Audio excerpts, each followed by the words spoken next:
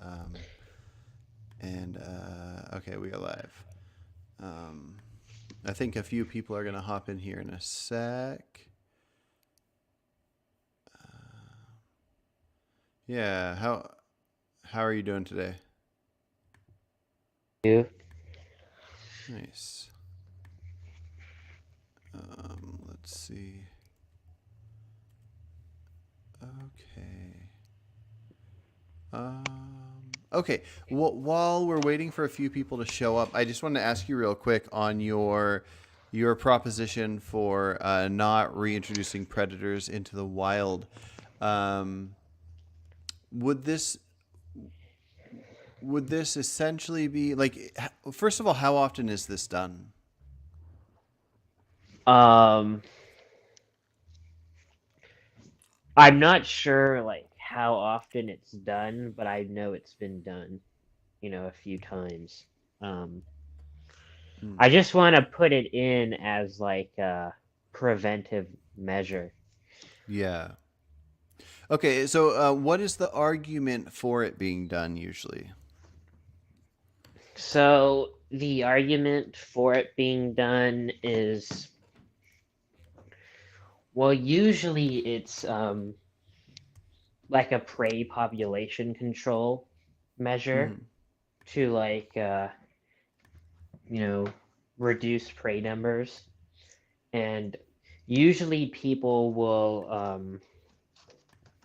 I mean, I've seen actually some vegans um, support it because they don't like hunting. And so I don't know if you've ever seen Earthling Ed. Hmm. Um, Sometimes when he talks to people, like when he's arguing against hunters, he'll say like, "Oh, like instead of hunting like these prey, if we're really, because that's an argument hunters use, they'll say, oh well, we're controlling the prey population." So Hmm. sometimes Earthling Ed will respond with, "Well, we don't need hunting for that. We can just reintroduce predators instead, and then we wouldn't need to do any hunting." So like some Hmm. vegans actually sometimes support it for that reason. Okay. Here, let me pause you real quick to introduce somebody. Um, so, okay, I do need a clarification on your name because anytime we've talked in the past, it's been under your YouTube channel, the skeptic being. How do you pronounce your name? Oh, and you're on mute, by the way. You're yeah, yours is muted. Okay, there. Sorry, it's Vaibhav P. How do you pronounce your Vaibhav name? P. Okay, that's gonna be hard for me Vaibhav. to. Vaibhav? Okay, I'm gonna work You on can call that. me whatever. Okay, sounds good. That's gonna take me a little while. Okay, so and then Isaac just showed up. This will be interesting for this opening thing. So Travis wants to introduce this preventative measure law, where some people think that in an area where there aren't predators and there's prey, they reintroduce predators. Travis, did you say this happens in? It happened in the Yellowstone. Yeah, it happened. That's like the most famous example of it. Okay, so if they have like a lot of buffalo, I'm guessing, and various different things, but they don't have many wolves or bears or something like this.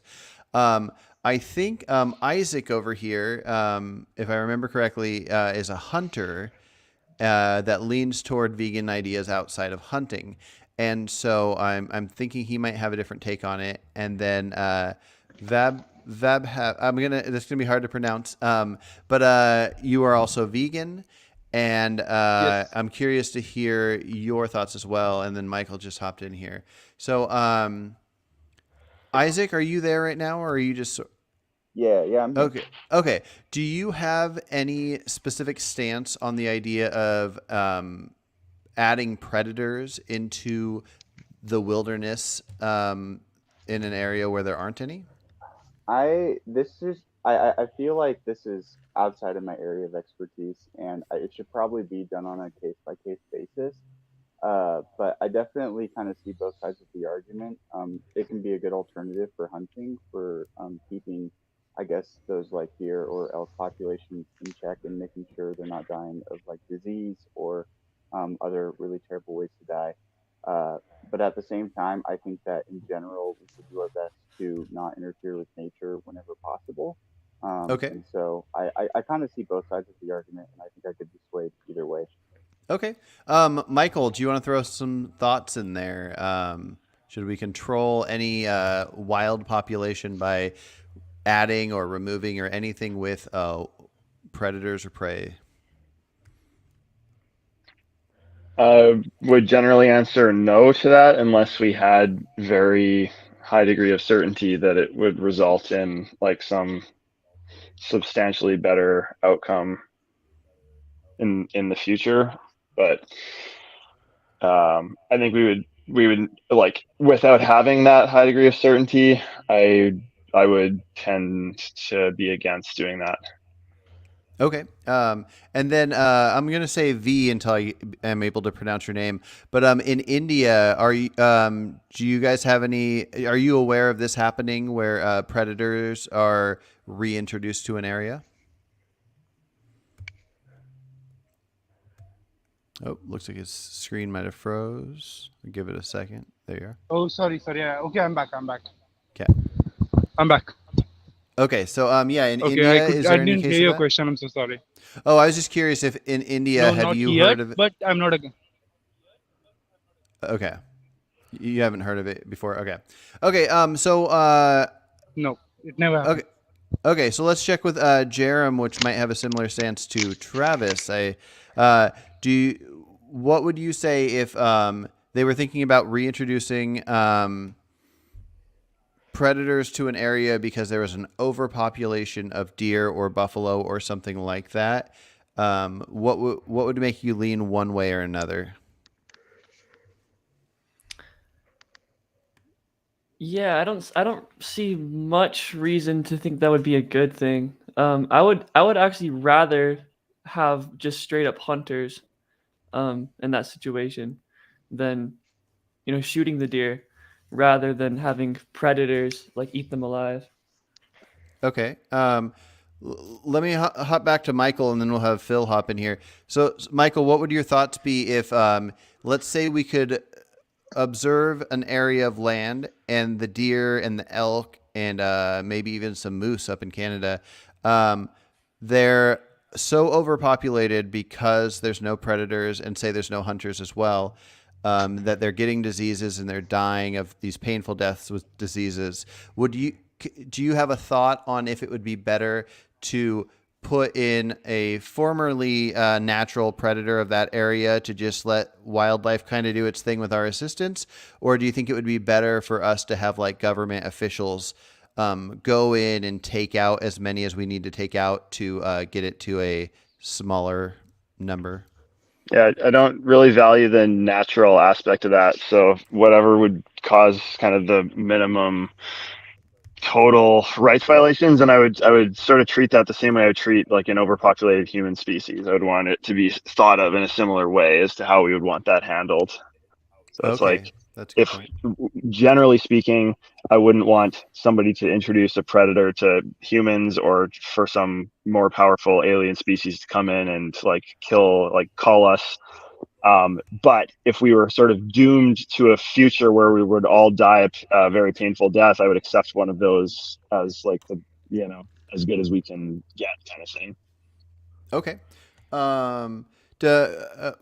We could hop topics if nobody else has any thoughts on this one. But Phil, if you do hop in, and if you don't, if anybody has a thought for why we might want to put predators in a certain area, any thoughts, anybody?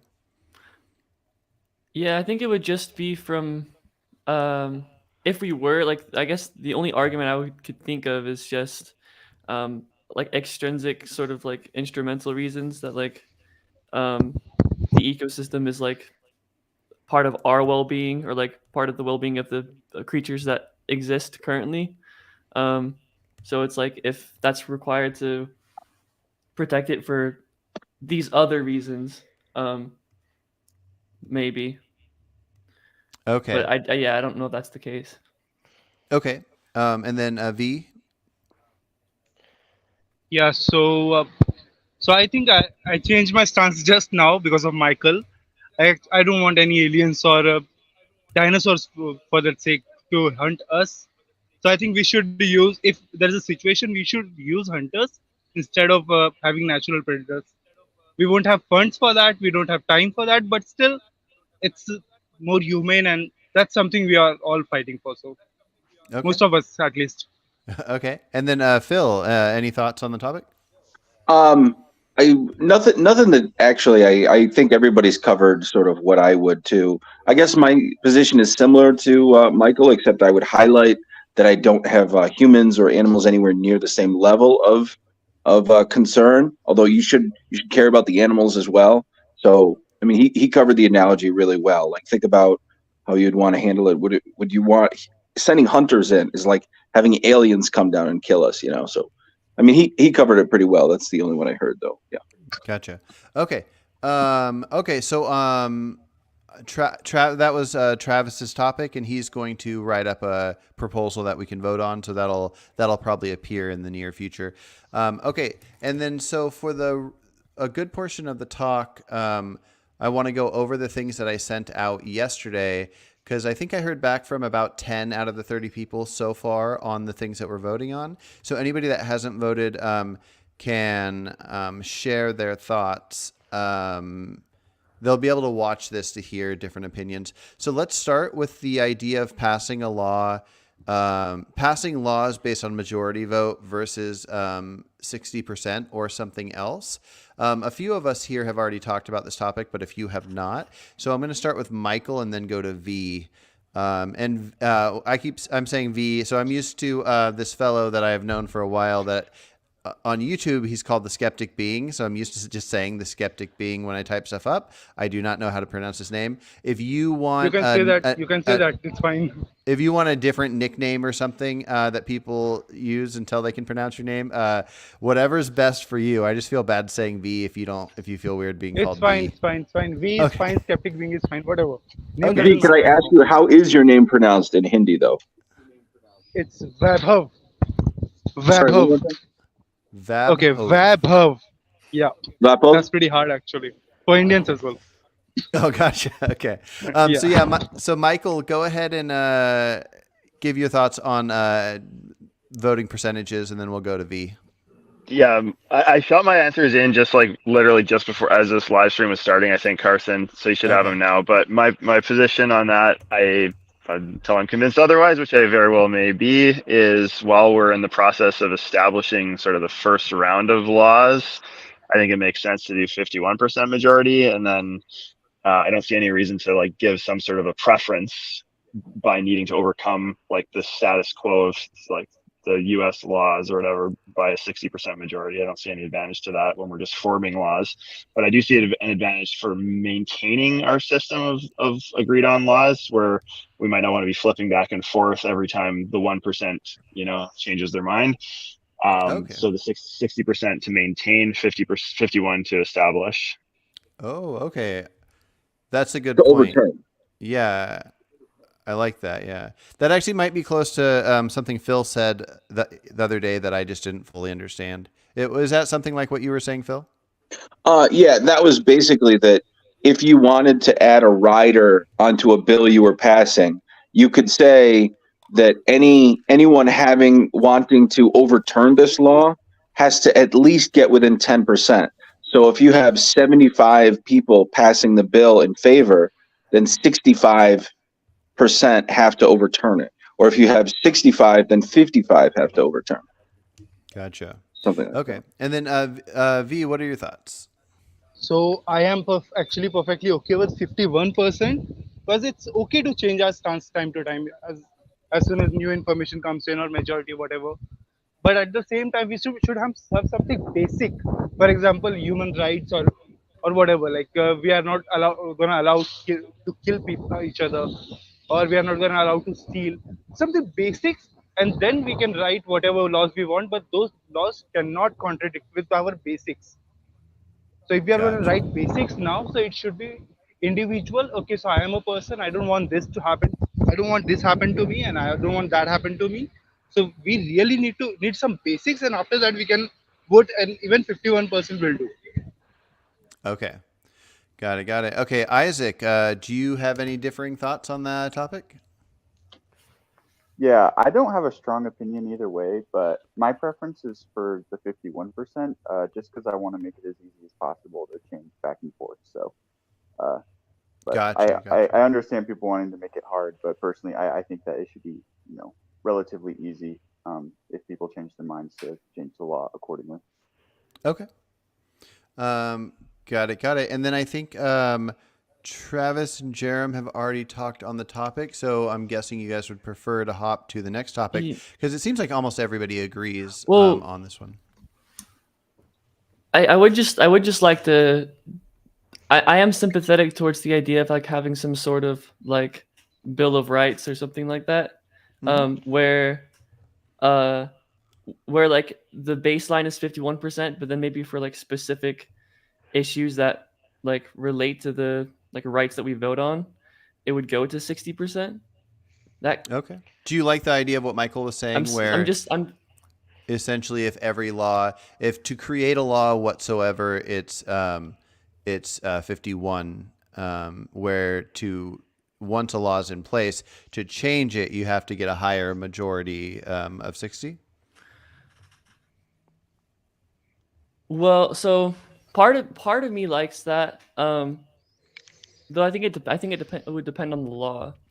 Like certain laws, I wouldn't have an issue with going back and forth, but other laws I might, and that's where like the having like a Bill of Rights sort of thing comes in. Okay. I should probably just mention real quick, the reason that I came up with my sort of idea that sounds a little bit convoluted is because that does address the exact problem that Michael is mentioning, and previously when we talked about this, we mentioned leaving or joining the EU. It can be really crazy if you're stepping in the EU and stepping out of the EU and stepping in the EU and stepping out. A European country, So what my proposal would solve is that if it is just 51%, you can't pass the law at 51% and then say na boo boo. You need 60% to overturn it, right? If you want to have, you have to have a strong majority before locking in a law so solidly. That's all my proposal would do. Okay. Gotcha. Okay. So then let's go to the next one. Age of consent. This will be, or not consent, sorry, age of adulthood, which is referring to when like a parent could kick a kid out of their house, and until we specify otherwise, this would just be all adult things. So out of the 10 people that have replied with their answers, it ranges from 16 to 22. There's a pretty wide range. So we'll start with people that have not talked about this topic yet in the past couple days, and then people that have already can like kind of counter these ideas. So let's go to Michael. Michael, what are your thoughts on age of adulthood?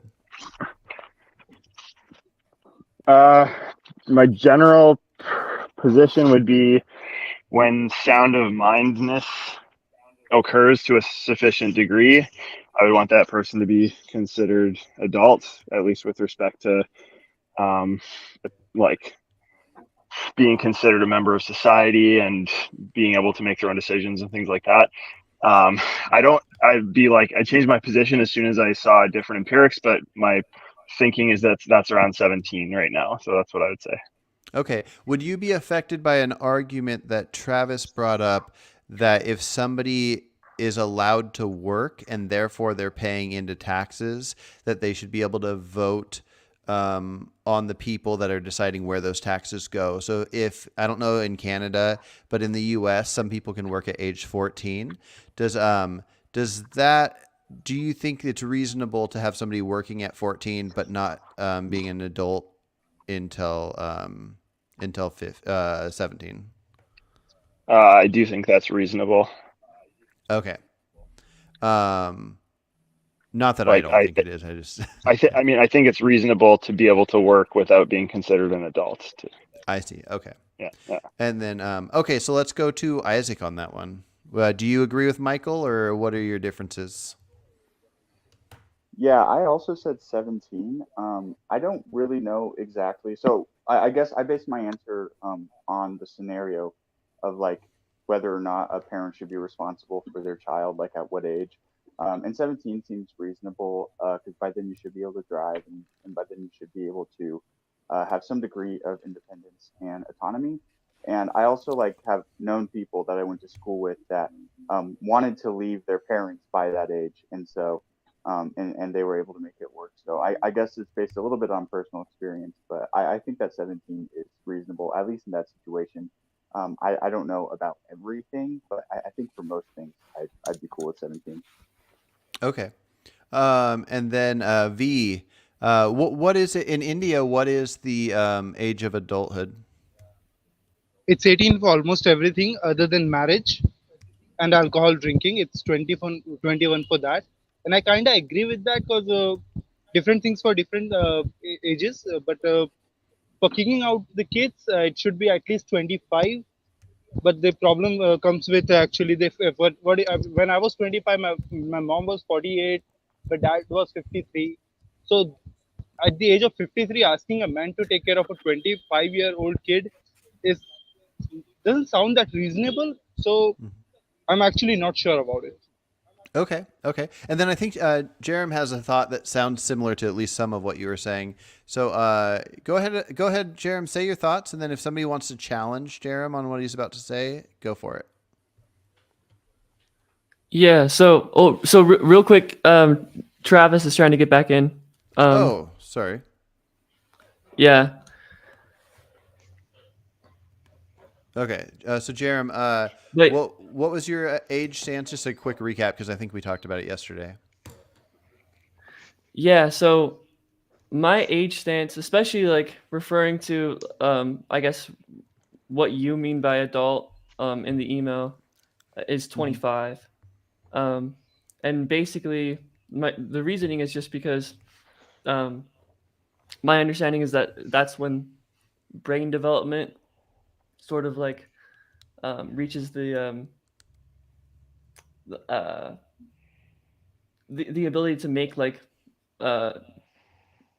decisions in a way that what's the word I'm looking for? You're able to make bigger decisions, I guess. But yeah, I'm not a scientist or anything, and that but yeah, doesn't the mean thing you're referring to is the prefrontal cortex is fully developed at 25. exactly. Yeah. Now, just to recap on your stance for voting age is 14, correct? I'm actually undecided on that. I Okay. brought it up because I thought it was an interesting but when it comes to 25, that doesn't mean like you can't give responsibilities before that, right? So I'm open to having the voting age be 14, or having the driving age be lower, having like, all these different things. You can give responsibilities, but when it comes to like the ability to like your parents to like kick you out of their house, or like to be like kicked out of foster care, I think it should be 25. Okay. Does anybody want to challenge Jerem on that if they disagree? I would add some nuance. Like I've never been convinced by the brain development argument, only because that's the way everything in our body is. And if we were to go by that same logic on the other end, by the time you're in your mid 30s, your brain is decaying. I'm 40, so I'm not at the peak of my cognitive abilities that I was in my late 20s. So, and do we start taking rights away at that point? You know what I mean?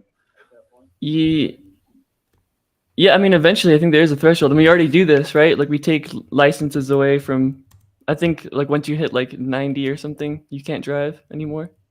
I mean, yeah, but that's when it's super Yeah. obvious. Whereas it's not really obvious. I mean, if somebody's 20 years old, they're kind of, in a sense, a competent adult. They're maybe still a little like immature, just like someone who is 40 years old, like myself, is starting to slow down a little bit.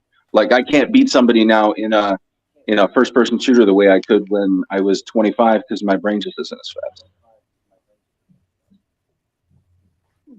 Gotcha. But Yeah, does anybody know if there's like Yeah. the decrease in cognitive function that might happen when hitting like 90 years old? Is that comparable to something like not having your brain as advanced when you're say 13 or 14? Like would there ever be a reason that we would say now an adult can't vote because of how their brain works? That's sad to hear actually, but it's mostly initially most people lose motor skills, not other things, and I think it's fair at the age of 19 taking away the license, but how still have experiences, they still know how to do stuff. And in India, by the way, people can drive at the age of 105. It's perfectly fine. They have to pass, fine actually. Have to pass some test and they can do it. So taking away rights doesn't matter. And I agree with Phil that uh, what was the word? The front cortex development, that thing doesn't actually work for me. Mm-hmm. Yeah. Anybody else have any thoughts on the topic? I'm interested to hear Michael's counter argument if he's still at 17 as a general rule. If you're interested, Michael. Yeah, well, sure. Just, I guess one thing about this driving analogy, I don't know that it quite works for me. Maybe it works okay, but I'd say the symmetry breaker is that I don't consider it a right. I consider it a privilege. Like you're not automatically allowed to drive. You need to pass certain tests and like competency tests in order to be deemed safe enough to drive. And then you need to maintain those. Like you can lose your license if you drive dangerously too many times, or certain other things you could do. So yeah, that I don't know that was hitting with me. And just on the age thing, 17 versus 25, I don't know that I would necessarily say that the brain needs to develop in its entirety all the way 100% before I would grant somebody like adulthood or kind of grant a position in our society. Basically, I would say there should be some cutoff whereby they're able to make rational decisions to a sufficient degree, basically. Yeah. So I mean, so my understanding is the brain is still developing even after 25. It's just that's the point and when you can most make those types of decisions. Yeah, like maybe you've got empirics that I haven't seen. So Jerome, Jerem, if you want to shoot a study or something, like you might very, very easily get me onto your side on that. Yeah, I'm trying to imagine. It's one of those things where Gotcha. we can't. Obviously, we can't rely on anecdotal stuff like our own situation. It comes down to the science of figuring out what the experts view as when a brain is developed. But just looking at it from when I see 20-year-olds and 25-year-olds and all that, like we'll find a lot of immature people in their 40s and their 50s and all these different things. I don't view somebody that's 20 and somebody that's 30 as much different. For myself, and I don't know about other people, like that amount of time makes me like look back and go, oh, I feel better about my decisions right now than I did then if I was making them now. But I don't feel like the same as when I look back to like a 12-year-old and see how clearly they're not thinking straight. Like they would sacrifice $10,000 of their future money they don't have yet for an Oreo or something. So, so yeah, it's pretty interesting. I don't know where I stand on the age exactly. 18 seems all right to me. 17 seems fine.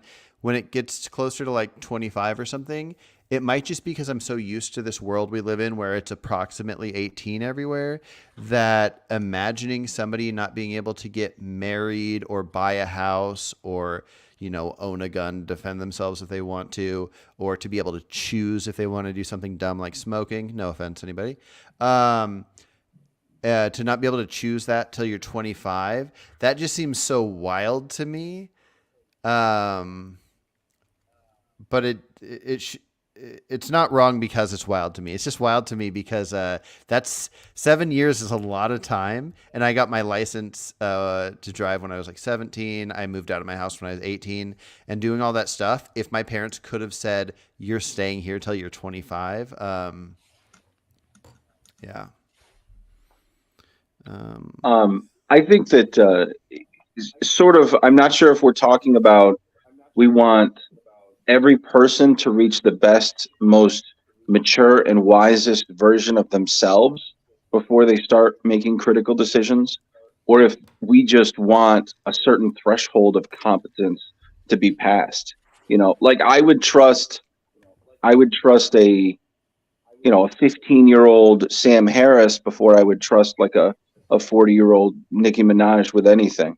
You know what I mean? Mm-hmm. So it's like, or whoever. I'm just trying to think of a vapid famous celebrity. I don't know. Mm-hmm. The only reason I thought of her is because Sam Harris brought up Nicki Minaj when he was talking about Trump. So I don't know. So which one are we looking for? Are we looking for a certain threshold of competence for everyone, and that could be a different age for everyone, or we just want the person to be the best version of themselves? Yeah. Travis, any thoughts? Yeah, so I guess my Or thought Jeremy, process, my thought process behind like putting it at 25 is actually pretty similar to that. It's just so there's a lot of really dumb people out here, and I think setting it at 25, it's like, okay, so now even if you have these people that aren't so bright, at least they're at their maximized like capability. Yeah. Jerem, would you want it to be something like what Matt said yesterday, where at 25, no matter what, you're an adult, even if your parents don't want you to, but if between 18 and 25, if the 19-year-old or the 20-year-old feels mature enough and wants to move out on their own and the parents agree, that essentially the parents could emancipate them in like a gray zone, or would you not want there to be a gray zone like that? I'm sympathetic towards that. I don't have huge issues with that. It could be a good thing. Yeah. Okay. Okay, but if a parent were to kick somebody out at 22 or 23, in this world where if they're not an official adult till 25, if they choose they don't want to be thought of as an adult and they're kicked out, the government would put them in like a foster care of sorts and take care of them, and they don't become kind of forced homeless until 25. But if they do feel like they could live on their own and they have the money for it, they could go purchase a house, they could have a job, and maybe in that gray zone between 18 and 25, you're still tried as an adult if you murder somebody, but you're not officially an adult until 25 or something like that. Yeah, something like that. Okay. Any other thoughts on the topic? Any convincing ideas you want to share with anybody watching? I have problem with gray zone actually. Okay. If someone is 19, he wants to get out of the house. Parents are okay. He got out. Now something unfortunate happens, and that kid can say that I wasn't actually prepared. I wasn't 25, but they let me do it, and now it's their responsibility, not mine. Just like so, when a 19-year-old kills someone, let's say he killed someone, and now we want to prosecute him as an adult, but that 19-year-old can say, I'm a kid. I'm a kid. And Wow. it should be a responsibility of my parents. So I have a problem with gray zone. Whatever the age is, if it's 18, it's 18. But there should not be a gray area. Okay. Maybe the gray area has to be specifically voted on. Like if you're an adult at say 18, but our laws want to let parents allow their kids to get a tattoo at 17, we would have to have the gray area like voted on, because yeah, similar to something like you can start driving at 16, but then again, if you're not an adult till 18, your parents could say, no, you're not allowed to drive. But if parents allow a 16-year-old to get married or a 16-year-old to get a tattoo, at least in the U.S., that's a pretty common thing that parents can give that permission. But there's probably plenty of adulthood things that parents can't give permission for. So I guess we can just get as specific as we want as the project goes on. Yeah, I mean, I would favor like probably outlawing some of those things. Like when you're talking about like marriage at the age of 16, I mean, I don't think a parent should be able to like give you permission and then you can do it. I feel like that has to be like you have a set limit, an age where you can do that, and I don't think a parent should just be able to like grant permission before that. Gotcha. Okay. Yeah, yeah. And we can tackle those as they pop in. But yeah, I think I might agree with that. Marriage is very complicated. Um, okay, let's see here. That one's complicated, complicated, complicated. Okay. I guess while we're talking about age of adulthood, one of the things we're voting on is what age somebody can vote. And so, again, this is imagining that, like, in our society we are creating that. So, us 30 people are the lawmakers, but also in this society, we can imagine that it's like whatever country we're in, where the population can vote in their representatives, vote for presidents, that kind of thing. And so, even though it seems like it wouldn't affect things because we're the lawmakers, we can just imagine what it's like in the countries that we're in or whatever. Most people that sent in so far their information on it put the same age for adulthood and voting, but many did not. So is anybody here that thinks you don't have to be an adult to vote? And do you want to throw out your reasoning and then somebody else can counter that? Yeah, I mean, that's my view. Okay. So I think yesterday when we were talking about it, Isaac and Michael weren't here. So go ahead and put out your view, and then Isaac and Michael, you guys can counter what you hear from Travis if you want. Yeah, so my view would be that like if you're old enough to if we have it where you're old enough to work, I think that you should also be old enough to vote. So like at least in the US, that would put the voting age at 14. Yeah, Alright. and I kind of agree with that. I chose 14, but for a bit of a different reason. I think it'd be really cool if starting freshman year of high school, you basically get a day off of school and then like you get bussed over to the polls and everybody gets to vote. Just to kind of help to build that habit from an earlier age. Because I just think that the more people voting, the better. And so just trying to get as many people in the habit of voting, for me would be a really good thing. And that said, so I guess I don't even care as much how like I kind of had a funny thought. Like I'd be okay with maybe like a 3/5 compromise type thing where maybe your vote isn't worth as much in high school as it would be for an adult, but you're still kind of getting the habit in. So that's kind of my view there. Interesting. Anybody else have any counters to either Isaac or Travis's? Wouldn't that be a Yeah, discrimination? Say that again. Wouldn't that be a discrimination of some sort? Because initially I advised that we should have some basics, so against discrimination, against supporting human rights and all. So if we are going to give someone extra power when it comes to vote, or take away some of the power when it comes to vote, I know it will be a good for habit part, but we are allowing them with less power.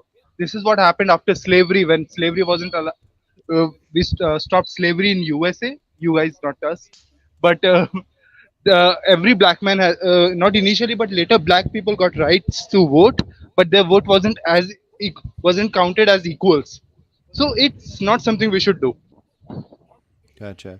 Yeah, no, I yeah, think I like Isaac's idea, but maybe it should be something more like in school you should do like a fake voting. Like you can see exactly what it's like, and then the school, like the classroom together, watches the election and watches the outcome, and then they can talk about how it would affect people. But if you're at an age to vote, yeah, I don't know. At first thought that the 3/5 idea, aside from how negative 3/5 sounds, the 3/5 idea it sounds kind of cool, and I like the idea of getting kids learning about topics like this early. But yeah. Yeah, I don't support having some people's votes count more than others. That's actually one of the reasons I would oppose, for example, the Electoral College, because it functionally makes it so that some people's votes count more than others. I think that you should have one person, one vote. Each vote counts equally. And just to be clear, I would prefer the votes to be like full blown votes. But if people objected because of the age or saying that like they were less able to make good decisions at that age, then maybe I could see compromising. But I think that even having like just half a vote at that age would be better than having no vote at all. And so, but yeah, I would definitely prefer them have the same amount of vote as a full grown adult. But yeah, I just threw out that number just I guess to stir the pot. Yeah, my wife brought up something interesting when I was talking about this topic, and she was saying that like if 18 was the adult age but 14 was the voting age, then what's going to stop 14-year-olds from voting to drop the age of adulthood to 14, or to make it legal to smoke cigarettes when you're 14 or whatever? How the things that when we think of adults at like 18 or even like the idea of 25, people voting on things that matter in our society, if we're thinking about things that protect children, but then we let children vote on maybe not protecting themselves, but then again, if we're letting them work, I don't know, it's complicated. Phil, do you have any thoughts that you hadn't mentioned yesterday? Well, I didn't want to be pedantic. I just wanted to quickly put a pin in that historical example. The 3/5 compromise is many times misunderstood.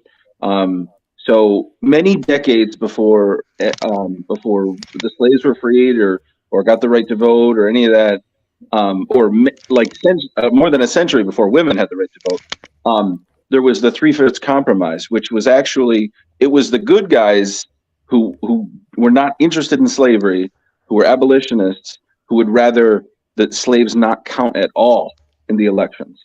And the slave owners wanted them counted fully. And so the 3/5 compromise was a compromise where the good people were saying the votes are worth less. The slavers were saying the votes should be worth more. I just wanted to clarify that point. Yes, it's one of my favorite pieces of misunderstood history, and yes, Phil's 100% correct on that. 3/5 compromise, good thing. But yeah, okay. Let's see, Lewis. Lewis just hopped in here. We were just talking about the age of adulthood again because a few people here hadn't mentioned it yesterday. Did you hear any of what we just talked about, or do you have any thoughts if you weren't there for when we talked about age of adulthood yesterday? I did not hear the discussion right now, and I don't think I was around yesterday to hear that part of it. What are your thoughts on age of adulthood in a society? I don't have any firm position on it. I could be convinced that it should remain the same or should be changed. Okay, somebody here said 17 and somebody else said 25. Do you feel any strong thoughts on either of those? No, I don't. Okay. Okay. Well, in that case, let's hop to the next one. Let's see. Okay. Well, one thing that we can try to break down, because I don't know the best way to get this more specific, but in the initial voting on the 15 laws, it was passed that born males would not go in female prisons. And then the new thing voted on because of that passing was, should we have separate prisons for trans people? Now, one thing that got misunderstood with how some people voted on it is if people thought that trans women should be able to be in women's prisons, they were saying no to having the separate trans prisons. But the problem here is considering that we've already passed the law that that born males will not go in female prisons. It means that if you vote no on this, you're basically just saying that born males, even if they're trans, will go into male prisons. So I think there's some kind of mix up on that. So right now we're voting on the idea of should we have a sectioned off for trans women, a section for trans men, and then a section for born males that feel male, born females that feel female. Does anybody have any thoughts for if we should vote on a third topic fixing any of the issues here?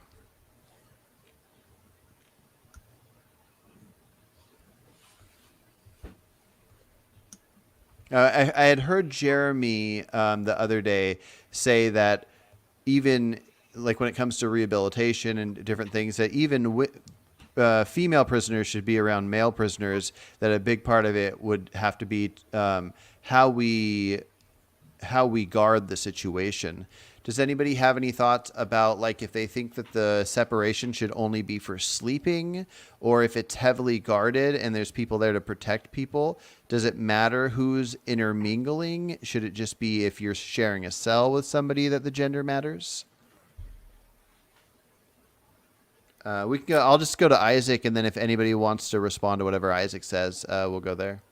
Yeah, I'm probably a bad person to go to. I just really dislike the idea of prisons in general. I think that putting all of the worst people of society into the same room for a couple years is just not conducive to like helping them get better and to lowering crime rates. It just seems like a breeding ground for organized crime. So I don't really think we should have prisons in general. And if we do, I think that prisoners should be allowed to get away from the other prisoners whenever they want to, and shouldn't be forced to be with other people. To me, that's what I would want. But I did Okay. vote yes that for all four, and I think that prisoners should be able to choose between their biological, like what they were born with, I guess, and then what they identify as. They can do either, whichever one they're more comfortable with. Okay, well, let me just ask you a question then. Let's imagine in our society we have unlimited resources. We have everything we could possibly want, so we don't have to worry about, like, are we spending too much money to make prisoners feel happy? So imagining this world where we make it illegal to stab people, to sexually assault people, and a handful of different things. What would be the most ideal rehab, prison, whatever situation where these people would go? And we'll go with Isaac, and then somebody else can hop in. And this will lead us to an upcoming thing to vote on. Yeah, I guess for me it'd be like you might still call it a prison. I don't know if I would, but like probably like more solitary type thing where maybe it's more like a retreat, not necessarily a whole lot of security, and then giving them resources like therapists and psychologists, and if they're religious, whatever religious people that they want to talk to, and so, but yeah, definitely not putting all the bad people together, like just anything that isn't that. Do they have to essentially be housed in a way where they are removed from normal society because of the crime they committed, and us wanting to remove them from doing it again for at least the rehabilitation amount of time? Yeah, I do think that there is an element of physically isolating them from the rest of society. Okay. But I don't think that it should look how it does now with like, we're just going to put you in a really bland room with no resources. That just doesn't sound right to me. I think that they should still be fairly comfortable and should still. Okay. Yeah. Let me ask one more question, and then I'll have Lewis hop in to counter anything you said if he disagrees with you. But okay, so let's say we have this, and I don't disagree with you, but I like to challenge things. What if somebody that committed a crime, like stabbing somebody, went to this rehab? We'll call it prison anyways, but where it's not like we're gonna make it the best we can make it. So you got prison. When I say prison, I just mean a isolated area to remove from society. So we have this rehab prison where there's all this great, doctors, people trying to help people get better, rehab and all this stuff. Somebody that landed in there from stabbing somebody, let's say while they're in there, they punch somebody in the face like 5 times just because they're a super aggressive person, and a bunch of blood comes out, they break a nose. What do we have for that person? Yeah, I think again, you still have to keep everybody as safe as possible, and if that means, full on locking them in a room and not letting them have, physical access to other people, then so be it.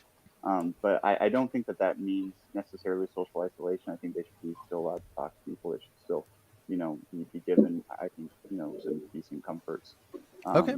But so yeah, I mean, again, I definitely value safety, and I'm not saying that if they go and are punching people, that they should still be allowed to just be around people.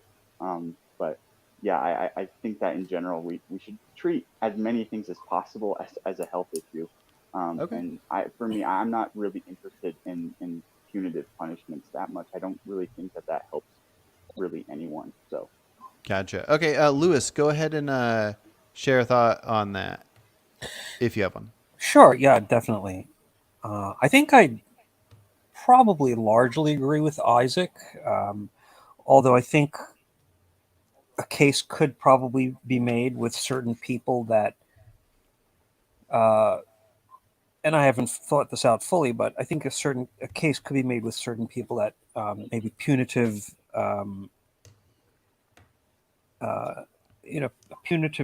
justice may be something that would actually help change their behavior. But I think it would have to be looked at as maybe on an individual basis. But I think I largely agree with Isaac.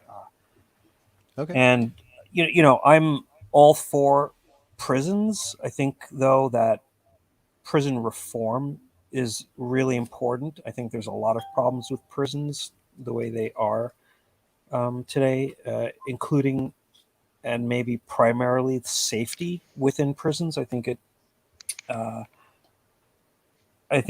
for many people in prisons, it's the danger to inmates from other inmates mainly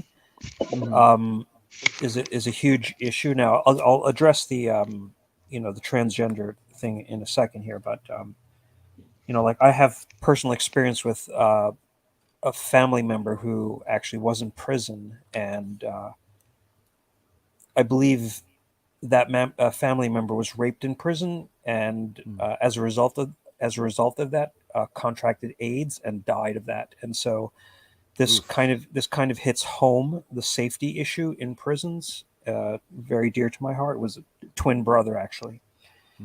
And so, yeah, I guess that's, kind of what I want to address on that front. Now, in terms of the transgender thing, I'm basically in favor of 4 separate, if you want to call it facilities or units or, something like that. But I also am concerned with what about people who don't identify as either a male or a female gender, like non-binary people. So do we have separate prisons for non-binary prisons? So does it equal 5 different facilities?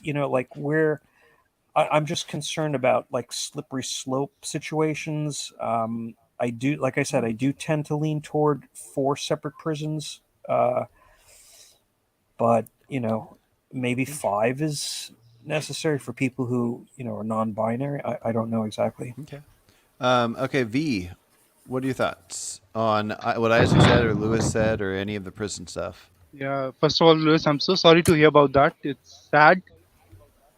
And Thank you.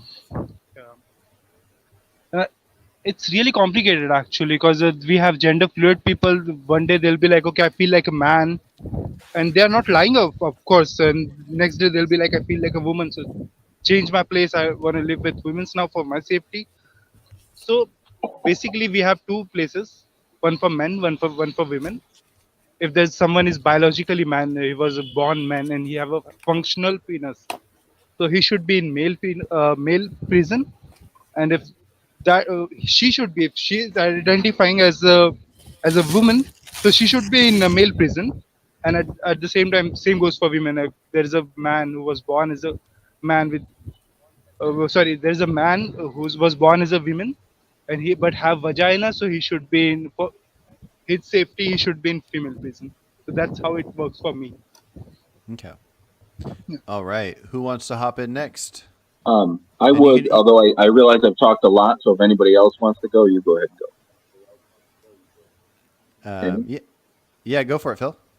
Okay. I just wanted to mention that I'm almost excited to make this point because AI, just artificial intelligence, just seems like it's revolutionizing everything. And you can see with the breakthrough that we've had just the past couple of years. So I would normally think of it as rather dystopian for AI to be someone's companionship, in life. That's pretty sad, as opposed to having like real people. But it actually seems like a really good idea for prisons instead of putting all of these people together with extremely bad ideas and having them influence each other. Not only is it now completely, with this language model, it's completely unnecessary to have someone in solitary confinement because they can always have someone to talk to that really talks back. It's amazing, where AI is going to be very soon. But it's almost like, just like I mentioned the other day, I don't really see the evidence for rehabilitation. That's because we haven't been able to do something like take a criminal and surround them with people who have really good ideas and insults and healthy attitudes about life. And that's what you can do with artificial intelligence. So I think that that some form of rehabilitation might actually be possible through artificial intelligence now. And I just wanted to add that in. Interesting. Yeah. All right. Jerem, you want to go next? Yeah, I'm not sure what my position is. I do like the artificial intelligence aspect. I think that's really cool. Well, what are you? I definitely one thing I'm view- curious about would be your thoughts, kind of connected to what Isaac said, but also talking about what Jeremy said the other day. Do you see an issue with everybody sharing the same isolated area? Which parts would you want to isolate in the isolated areas? Would it be the sleeping, therefore cutting back on the rape aspect? Would it be sleeping and showers? Would there be any reason to not have men and women together, at least for portions of the day? Is it about how many guards there are? Well, I do like the idea of being able to just like move away from your prison inmates whenever you want. I like the idea of sleeping alone, but I also like the idea of like communal spaces and like encouraging like co-living. Yeah, I don't like the idea of like having hard separations when it comes to like day-to-day activities, but I like the option of being able to separate. Yeah. Yeah. But that just comes into like, I think relationships are important. Like Destiny has made this point, and I've made it as well, where it's like you have one person with 5 utility and another person with 5 utility. It doesn't make 10 utility; it makes like 15 utility.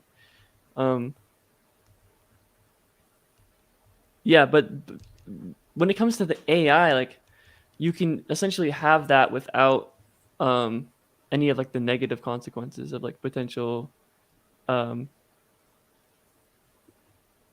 if someone's like too aggressive or something. Yeah. Mm-hmm. Yeah, that's interesting.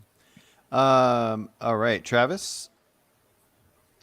Yeah, I don't really have much to say on this topic. Okay. Let's see. Okay, one of the other things I wanted to pinpoint down, like prison will be a complicated one. It'll be kind of interesting to form our own prison from scratch. It'll be complicated to write, but I think we'll get it. The other one that's really complicated to write is the assisted suicide one. And so it went from assisted suicide passing to now it's a mandatory minimum waiting period of 72 hours, so 3 days. Is there anything that anybody thinks that we should pinpoint, like anybody that is accepting of assisted suicide at age 18 in certain cases? Are there any cases that they don't? Is there anything that at least you personally would want to say, yes, if an 18-year-old is terminally ill, I want them to be able to, or yes, if an 18 or older is quadriplegic, I want them to be able to. But anybody here that agrees that 18 is an okay age for assisted suicide, that there's, if they're wanting it just from severe depression, that they shouldn't be able to, or something like that? Yeah, yeah. So I think 18 is the okay age for that. But if there should be a psychological evaluation, if someone has some temporary issues like depression or something else, I'm not expert on this, but so there should be a team. They should get a permission from some sort of authority. They can talk, and if they're saying that okay, there is no psychological issues with that person, he has a valid reason. For example, he has one of his limb is cut off, so he's not feeling comfortable, but he's psychologically fine. So we can't actually do anything. We are instead of forcing that person living with depression or something in that situation where something we can't help him or her. So in that situation, we should allow that. Otherwise, if it's something temporary, for example, it's because of a bad breakup or something, so we should help that person with medicine or whatever. Okay. Is there a certain amount of time, or is it just the amount of professionals? So like, Just amount anything of that- professionals. Okay. Okay. It's not related to time. It could it could take 6 months or 3 days, whatever, or 2 hours, whatever. Because we are talking about life. We are still serious about that subject. So if it's gonna take time, it's gonna take time. If it's not gonna take time, it's fine. We are not trying to force someone to stay alive, but at the same time, it's a rush. It should not be a rush decision because family will interrupt at some stage and they will be like, okay, my 19-year-old kid died because of you guys. You guys didn't took everything what you could do. You didn't ask the expert. So we don't want to do that. There should not be a time period, but some sort of process. Okay. Hey, Carson, Yeah. can I ask you for a little bit of clarity on this particular position? Mm-hmm. So, if we're saying that 18 is the cutoff age for assisted suicide, would that mean that if you're attempting suicide before the age of 18 or at the age of 18 that it's criminalized? Because I'm very much opposed in any way, shape, or form to criminalizing attempted suicide. So if maybe you can give me a little Yeah. clarity on that. Yeah. So to have a specific one, the initial asking the question with 18 was before I decided to find out what age people should be adults in this society, and assuming it was 18. And just figuring out if how many people agree that adults should be able to if they want to. Now, it would be a separate thing to vote on would be should children be able to? Because, yeah, if adults end up being 18 and then a 12-year-old is very depressed, wanting to commit suicide, they've been wanting to commit suicide for 3 years now, nothing's changing them. In my mind, if I was voting on this, I would say that is completely up to the parents. Now, obviously, this kid can go out and do it themselves, and I feel horrible that a 13-year-old would go through the suffering before their death that they caused themselves if they're like slitting their wrist or something. That has to cause a lot of pain. But I would hope that I don't know if I would call it criminalized. I wouldn't put them in juvie for doing it, but I would say if the parents say, I don't even know if the parents would need to say anything. I don't know if there would need to be parents, but I would hope our society could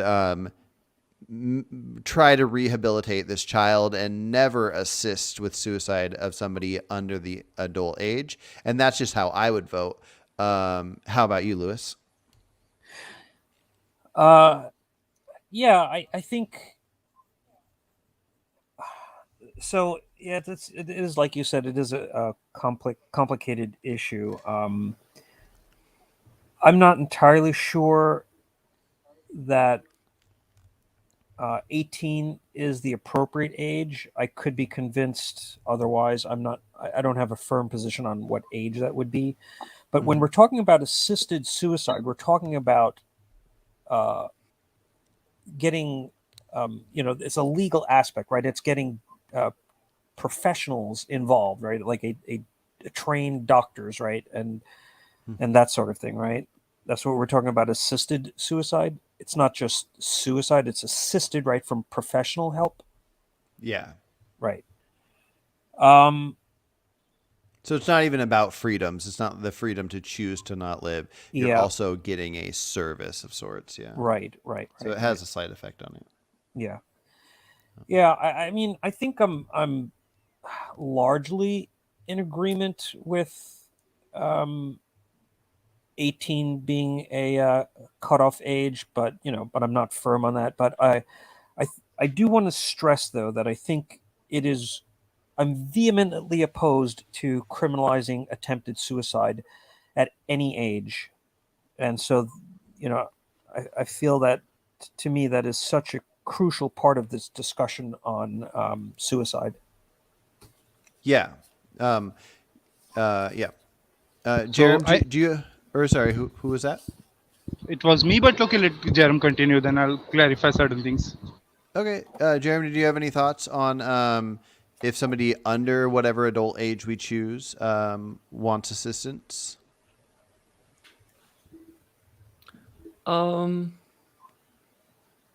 Yeah, I mean, it would just have to come. They'd have to just go through like professional help. I think. Like I think if I think after like months of like talking with a therapist and a psychiatrist and like they deem that it would be like an option, I think it would be okay. But generally, I don't think kids, for the most part, should be able to make that decision. Okay. V, what were you saying? Yeah, so there's certain things. First of all, assisted suicide person doesn't have to go to the hospital or somewhere to get that process done. That person can ask a family member or a friend or hire someone to do that. Or second, I'm retracting that age thing. I'm not sure anymore about 18. I think we need to talk about the age part. And if 13-year-old tries to kill himself or herself, whatever, so that person there should not be a criminal case against that person, but there should be a legal guardian should be responsible for that, even if that kid tries, because legal guardians are usually in current situation responsible for these things. So we are not changing that part. What we are changing is there's an adult person, whatever age we decide. Now there's an adult person. That person don't want to live, and he wants to die. He want to get shoot in the head. So after the process is done to get a clearance to do that. That person can hire someone. That person can ask to a friend, okay, can you please help me with this? But how are we going to take care of the insurance part? If someone is dying, for example, if someone dies because of a heart attack, insurance will pay. But at the same time, if someone did that and if they die, and after that, family will try to claim the insurance, and what are we going to do about that part? Because it was something they chose to do. It wasn't a sickness. Oh my gosh, we got a cute baby on the screen. Yeah, no, the insurance thing's pretty interesting because I don't know much about insurance companies, and I kind of feel bad about the idea that, like, if the insurance is there in case of an accident, then having them have to pay out from a choice is just different. But I think I'd have to know a lot more about insurance to decide how exactly that should work out. So the problem is, if a medical professional says, someone who's expert in this field says, okay, this person don't want to stay alive, we are going to allow that person, even though there's a choice involved. We are allowing them because we don't see any other option. We don't see a better life for that person. So in that Mhm. situation, it does make sense that insurance will pay. Yeah, I think it depends on a handful of things. Like if I had a friend that was suicidal and I was a complete douchebag, and I said, "Hey, you should marry me real quick before we get your assisted suicide," and then when they they do their assisted suicide, then I get paid like spousal insurance because So like I think it's I think there's a huge difference between there being insurance because of a huge change in life by an accident happening versus a choice. But it doesn't mean that there shouldn't be something working well in there. I just don't know exactly what it is. Yeah, similar to if you have health insurance, I don't know if that health insurance should cover something like if you truly want to cut your arm off, like should that be covered by your health insurance? If you're making a choice to make the medical need appear, same with insurance. It's complicated, but that's just me. I might be one of the only ones that wouldn't. I'd probably put undecided right now on anything involving insurance because it's just not a topic I'm too aware of. Yeah. I'm curious if anyone agrees with me that because, in my view, assisted suicide should not be allowed without a good enough reason. That because of that, age really shouldn't matter unless age is a part of the reason. Like someone says, I'm 110 years old, I can't do anything, you know. So aside from age being a part of the good reason to kill yourself, to me, age doesn't matter in terms of assisted suicide. Does that make sense? Yeah. Yeah. Yeah, I'm mostly with Phil here. Yeah, I agree. Okay. I agree. And I agree. earlier I said that kids shouldn't be allowed to have assisted suicide, but I would, but then again, like I would say, like certain adults probably shouldn't be allowed either. And then I would also say in certain situations that certain kids actually maybe should. So it's like, yeah, it doesn't come down to age; it comes down to sufficient reasons. So for me, I feel that age matters in all aspects of a society when it comes to mental capacity. So if somebody is able to choose assisted suicide for mental reasons, so if they have schizophrenia, they have depression, they have anxiety, if we accept that these are good enough reasons, then I think the brain has to be developed enough to make these mental choices similar to everything else like voting and drinking and all these other things in society. If the reason is not mental, if it's objective, I mean, there's the mental want is always there. But if you are terminally ill and the professional doctors can say, yes, this cancer patient, there's 99% sure they're going to die in 6 months and it's going to be this a bunch of suffering or whatever. Then if it's not based on your mental state, then that age part shouldn't matter. A 10-year-old that's going to suffer for 6 months and die of cancer, then age does not matter. I only factor in the age if we allow depression to be a good reason, which I'm assuming any of the mental reasons you wouldn't call good reasons. Phil, is this right? Professional, I want to make a totally definitive call there, but my impression is that that depression, we have to try. Like I'm not trying to be an expert. I'm just saying we have to. If it's not a good reason, it seems like a good reason to someone who is in a good state of mind. My sort of default is that we have to treat that rather than simply eliminate the patient. Mm-hmm. So, or at least try. Yeah. I think, in my opinion, I think that because we're talking about this in the legal sense, right? To me, I think age does matter because there could be repercussions or consequences to people who actually help with the suicide, right? And I think it largely boils down to Phil was saying for good reasons, but to me, this is very vague and subjective. And that's why, if we're talking about the legal aspect, I think that age seems important to me. If we're talking completely outside of any, the legal aspect, without like legal repercussions, then I think age doesn't matter to me. So it's really based, the context is based on, whether we're talking about a legal context or not. But when I say good reasons, that's not only vague; it's intentionally vague, right? Because you can have whatever reasons you want. It's just establishing the principle that what matters in whether or not assisted suicide should be legal, and we're not yet talking about consequences either. What matters that assisted suicide should be legal is whether or not there is a good reason for it, and those reasons can be, very flexible. It's vague intentionally. When you say good reason, do you also mean able to reason?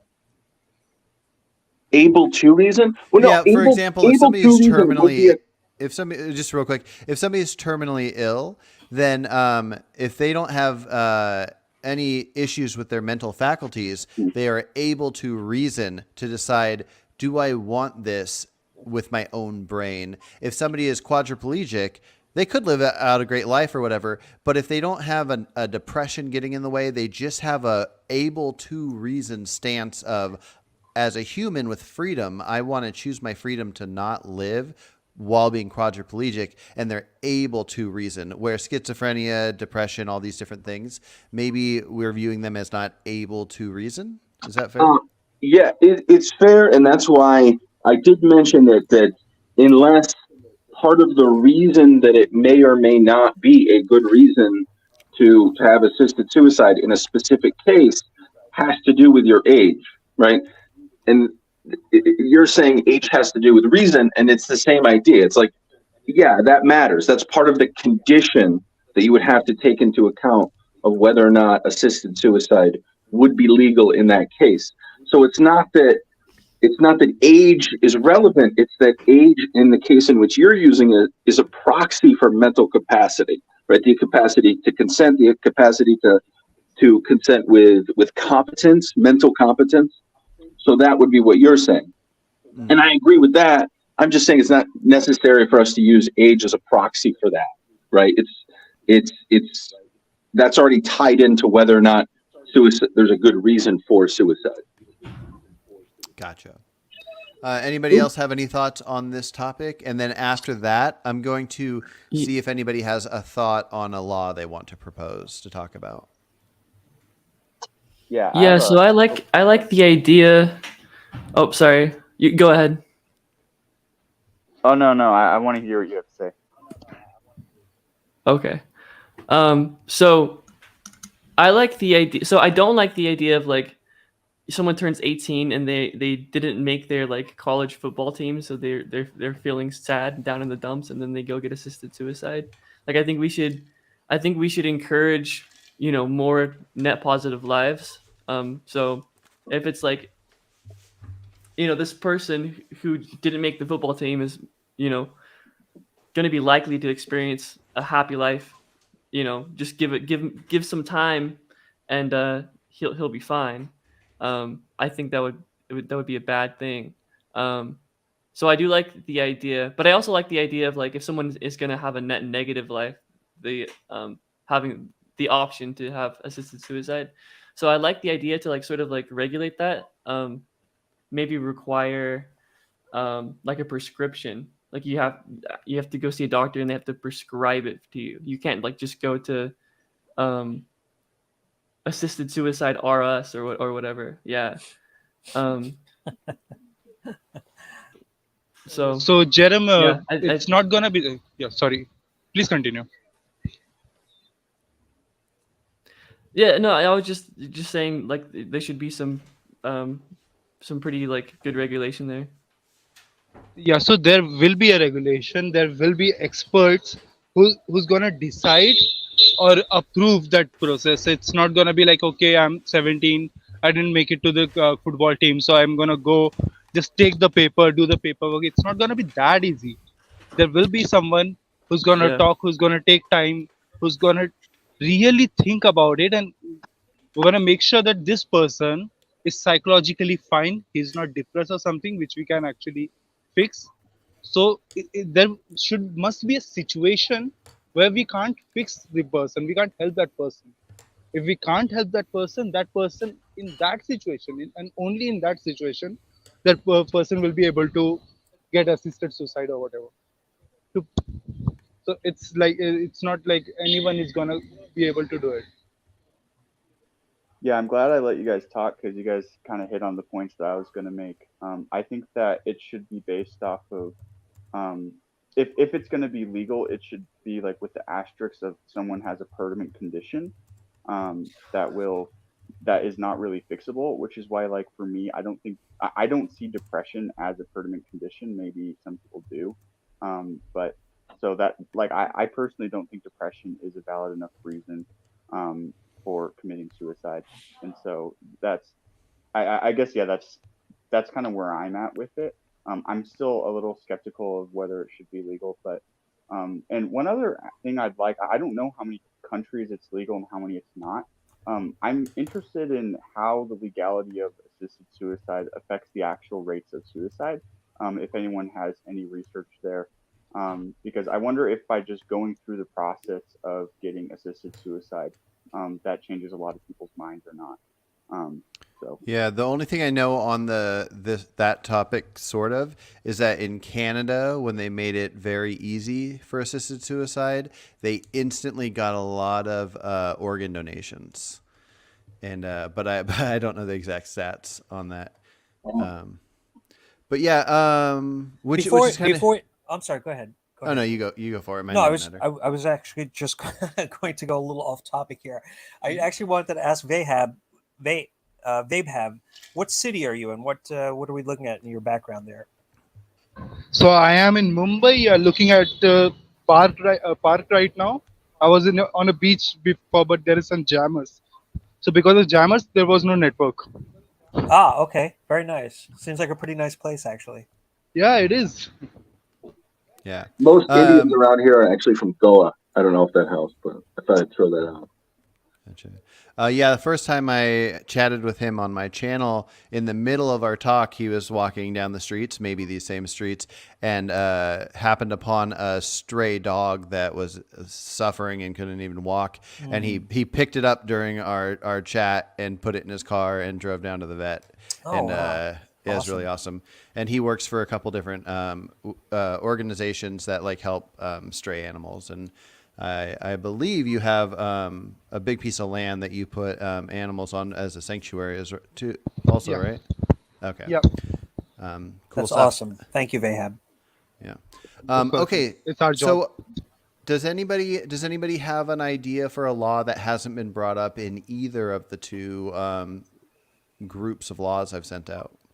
You just gave me one right now. And that is when you mentioned Canada and organ donation, I think it should be the default that that medical professionals there's implied consent automatically to harvest your organs or whatever else, but you can decline. It's just that if you don't say anything, that's considered the norm. Gotcha.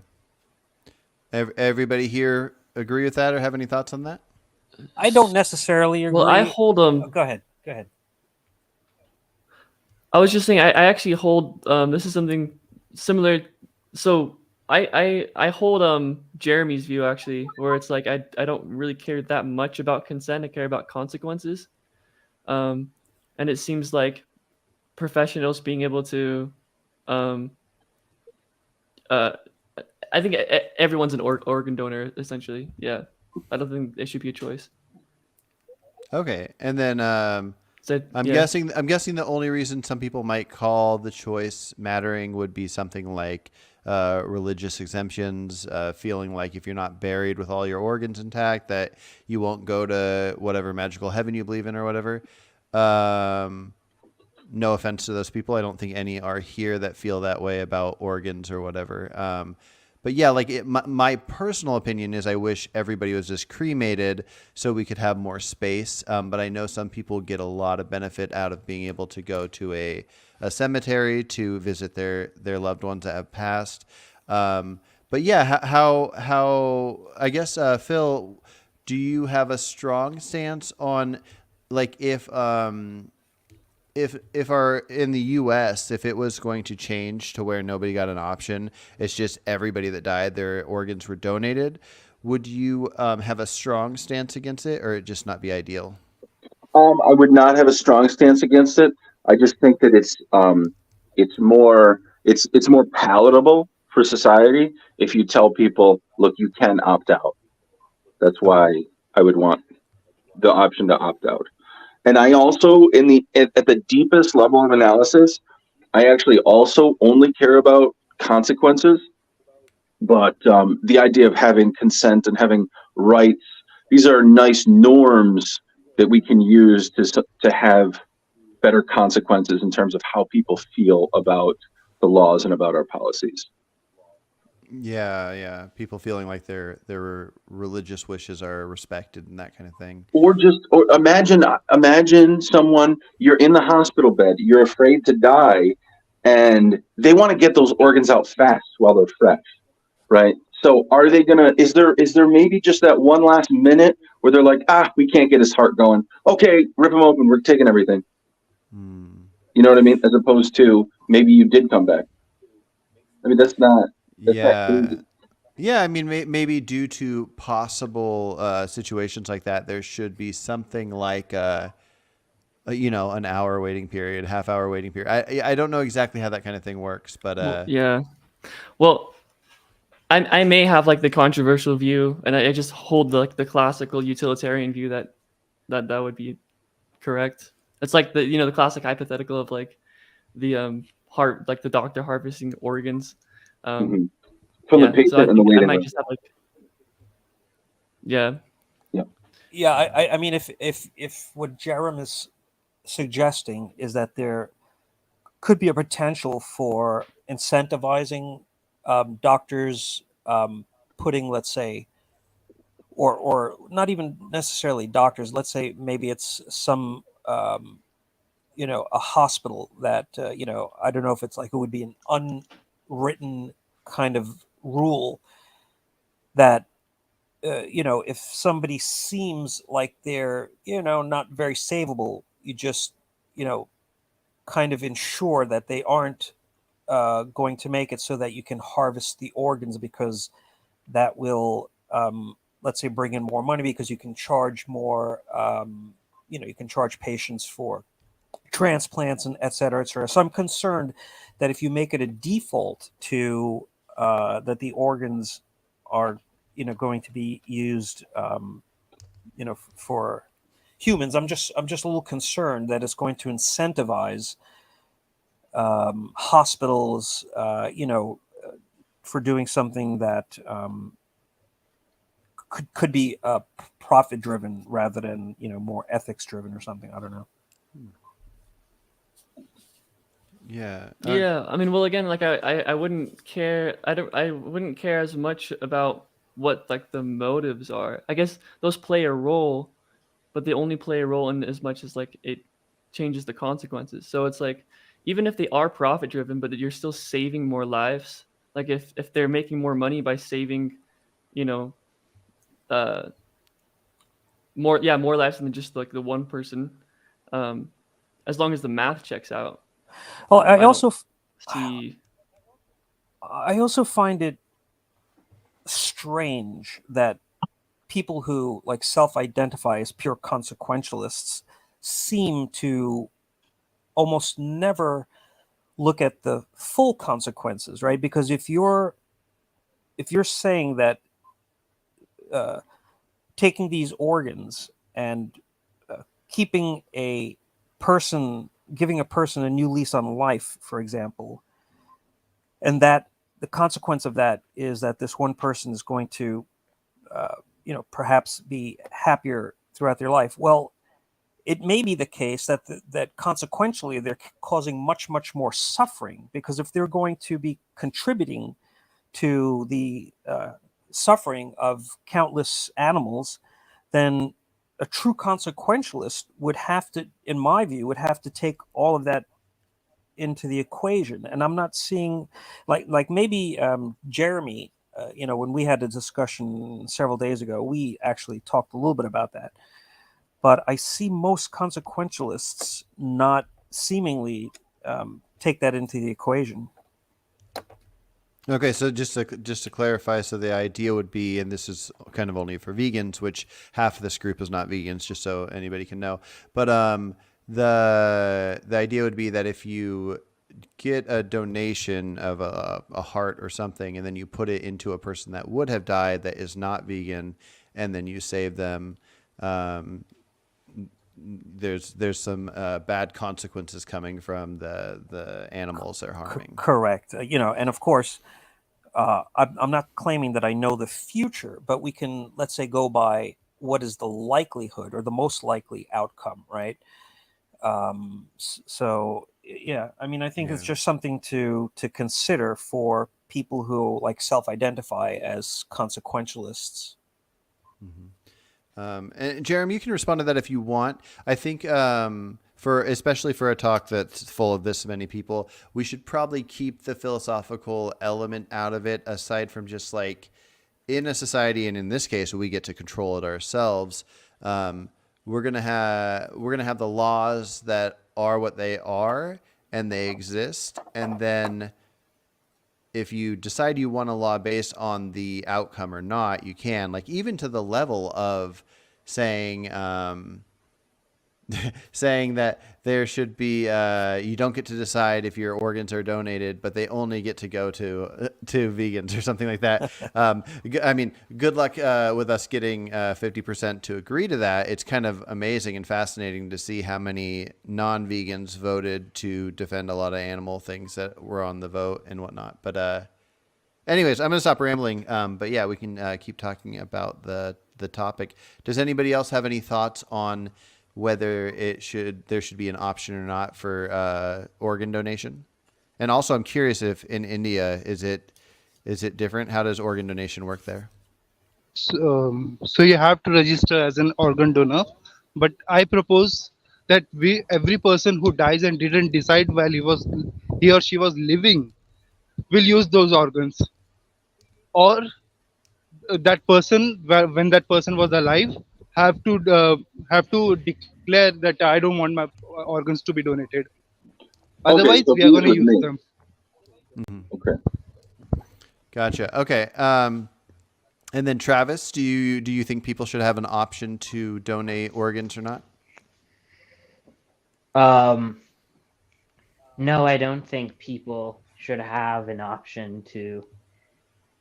I think it should be mandatory to be an organ donor. I don't think you should get a choice in the matter. Okay. And I also don't think that the consuming animals consideration that's really going to play a factor in terms of this society that we have here, because animal farming has been de facto banned in this society just because we've outlawed the breeding of animals. So, I mean, practically speaking, you can't really farm animals if you can't breed them into existence. So that's not really going to play a role here. Yeah, let's segue to that topic, actually, because I forgot that you had mentioned that in an email to me. So, so farming animals was not passed. So in our society that we have, there are forms of farming animals that is acceptable, but 4 things did pass that are: it is illegal to dehorn cows. It's illegal to brand cows. It's illegal to force breed. And that's the 3 that affect farm animals. And then so Travis sent me a thing saying, how can we make it illegal to force breed, but not illegal to farm? And so from my understanding, something like a regenerative farm, which might not all do this, but it would a type of farm where somebody had like kind of free range cows, big property, the cows mate naturally and have Yep. So does anybody, I mean, obviously most of the vegans would want to outlaw the farming completely. I'm one that's kind of on the fence, but I think it makes sense to outlaw the human masturbation of bulls and putting the sperm into the females or whatever. But I'm not, at this point, I'm not against the idea of people hunting or having a farm where the animals mate, and then the only part that's legal that's bad is the ending their lives for humans to consume in this world of it being a norm that people consume animals. So does anybody have a thought on the element of breeding animals being illegal, but farming not being illegal? Yeah, I would say that it's not breeding to me seems not to be entailed with having a farm, because like you said, a farm could have animals wild roaming and they can just do what they they have they procreate. So I don't think that it's necessary to say that you cannot possibly have some form of farming if you're going to ban purpose breeding of these animals, like artificial insemination, that type of thing. Is animal eugenics at all like sort of banned? Is that what we're saying? Because if I have a cow and I don't like its genetics, I'm just not going to allow it to be an option for the breeding, right? Like a bull that I don't think has good genetics, it's just not going to be. I'm like, okay, well, you're going to be in this other pasture where you're not going to be able to mate with the cows, or I just send them to market. Carson, your mic is off. I think you were trying to talk. Your mic is off. I was coughing earlier, so I turned my mic off, and I forgot to turn it back on. So at this point, we don't have any laws specifying how much room each individual cow would need on a farm, which I think will be important to do because a lot of vegans voted to not outlaw the dehorning because cows can hurt each other, but on free range, on bigger farms, cows are not dehorned because they're in bigger land. So if we vote on, as long as we keep farming allowed, but some of these other things not allowed, it'll be good to vote on how much land a cow needs to be able to be in legally.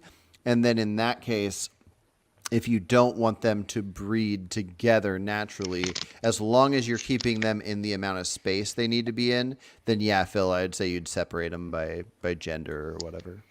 Okay. A point of how we're going to do the vote if we decide to vote on the organ thing. It sounds like it's 2 votes. To me, it sounds like, if you guys agree, it sounds like the first vote is saying, should there be any option whatsoever to decline being an organ donor, or should being an organ donor be mandatory? And then the second vote would be, should it be opt-in to be an organ donor, or should it be the default and you can opt out? I would agree with you, Phil. Yeah, I think those are 2 separate issues. I agree. Yeah. Well, do you guys think it'd be best to have 2 options appear at the same time and then you can vote either way? Or would it be best to have a proposition? So Phil, being the one that brought it up, could choose what the proposition is, and that proposition could be that you don't his initial proposition, which is you automatically are going to have your organs donated unless you opt out. And then we could all vote on that and then change it. I feel like it's good to have a proposition and then you vote yes or no. But we could also base it on a likelihood if we think the majority are leaning towards not even giving you the option to opt out. That could be the proposition. What do you think, Phil? I'm going to leave this one up to you because it was your proposition. I don't have a strong opinion. I do think that having multiple choices versus up or down does affect the outcomes of votes, just like having multiple candidates in an election. Okay. So it might be just a good policy that we always write laws for up or down, yay or nay. You know what I mean? Okay. And it'll kind of actually work as answering both anyways, because anybody that chooses that you don't get an option to opt out, they are also choosing that they would prefer it start off with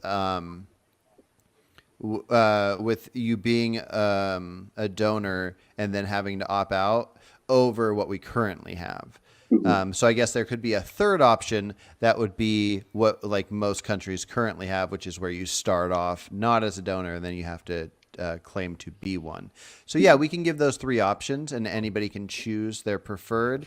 And then anybody that chooses the one, it'll actually also be the other if that one doesn't pass. So yeah, that I think that'll work out. That'll work out well. Oh, somebody in chat wanted me to propose something. I like the idea of people that are not the lawmakers proposing laws as well, and we can decide together how we want to do that kind of thing. But somebody named Contrarian 420 said that I should ask what the panel thinks of Travis wanting to replace all wildland with malls.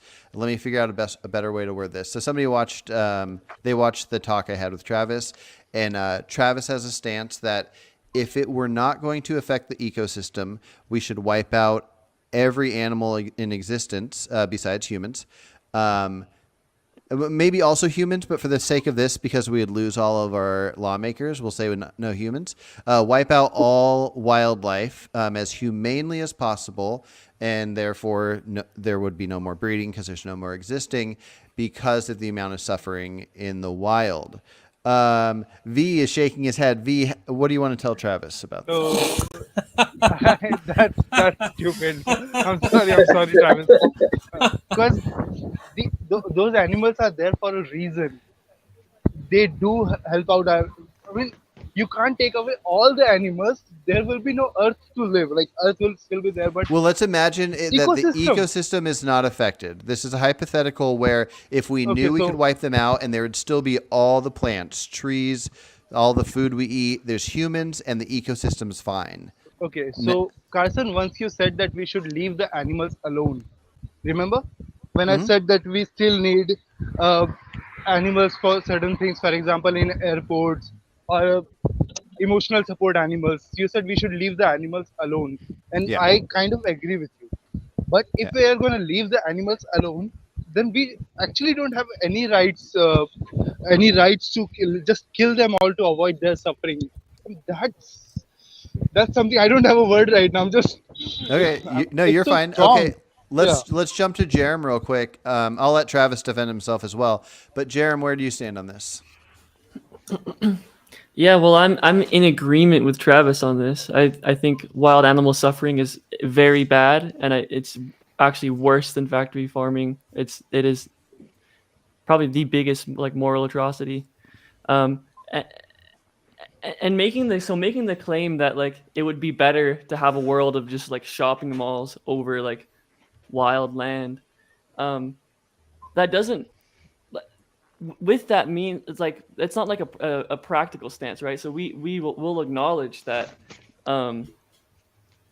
getting there is going to be tough, and there's going to be a lot of like different things we have to take into consideration. It's not going to be like an overnight thing.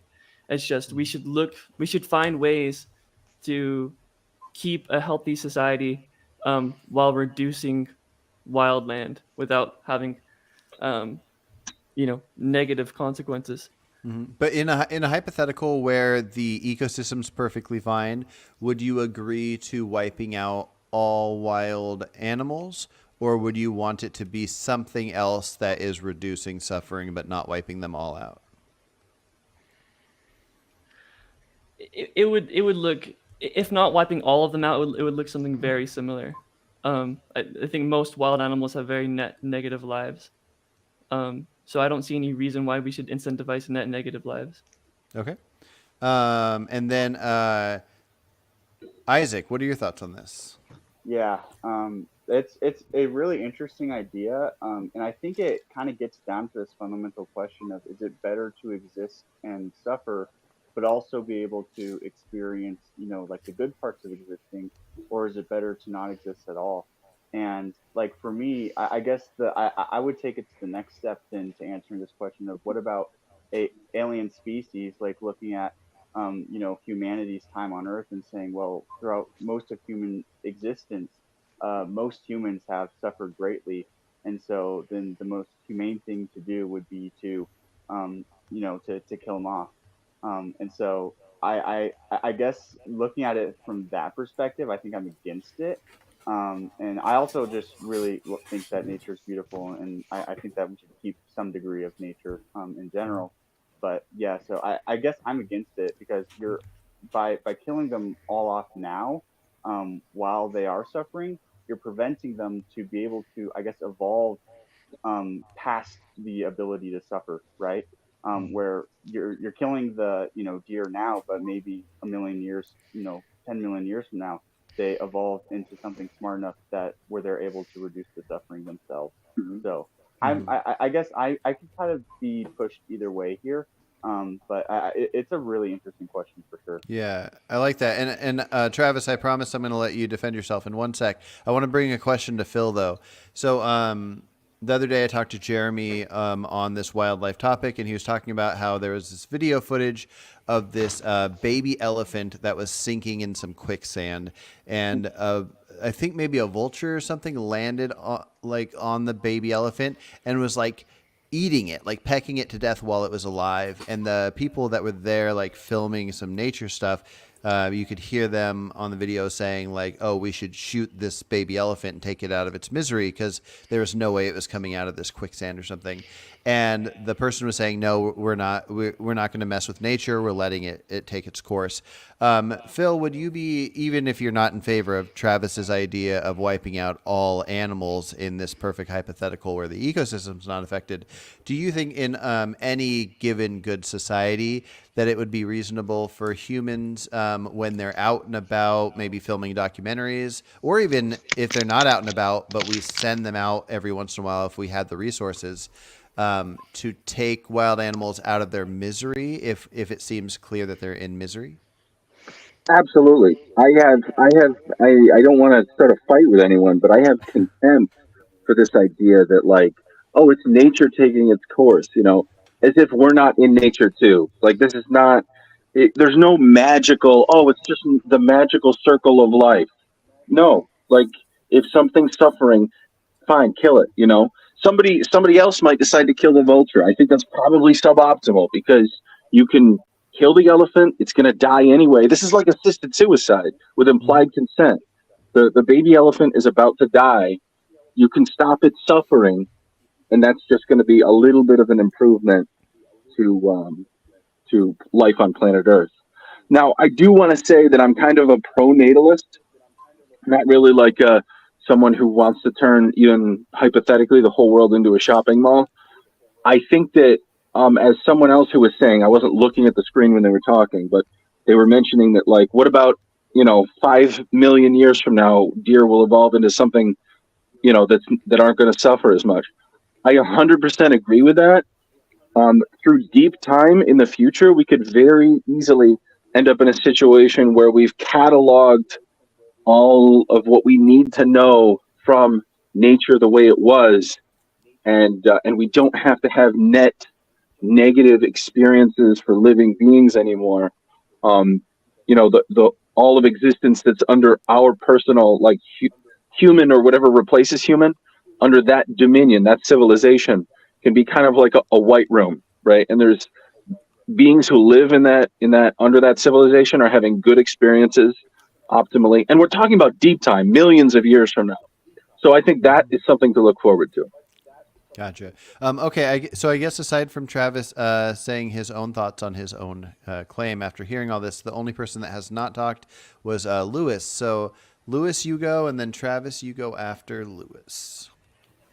So yeah, I think this type of hypothetical that's proposed by Travis, if that's true that he proposed it, I didn't see him propose it, but if the person in chat had, is accurately describing it, I think it's insane. It's preposterous. I think these types of hypotheticals are so far removed from reality that I actually don't see much fruitfulness in even discussing these types of very, very, very far-fetched hypotheticals, because how would it be possible to, well, first of all, to eliminate all of these carnivorous animals? Does that include all these insects who are carnivorous, which I don't know what the percentage is, 30% of Oh, not carnivorous. It's all animals. oh, all animals. Okay, yeah. How would you even do that? I mean, just how would you do that? It just seems like a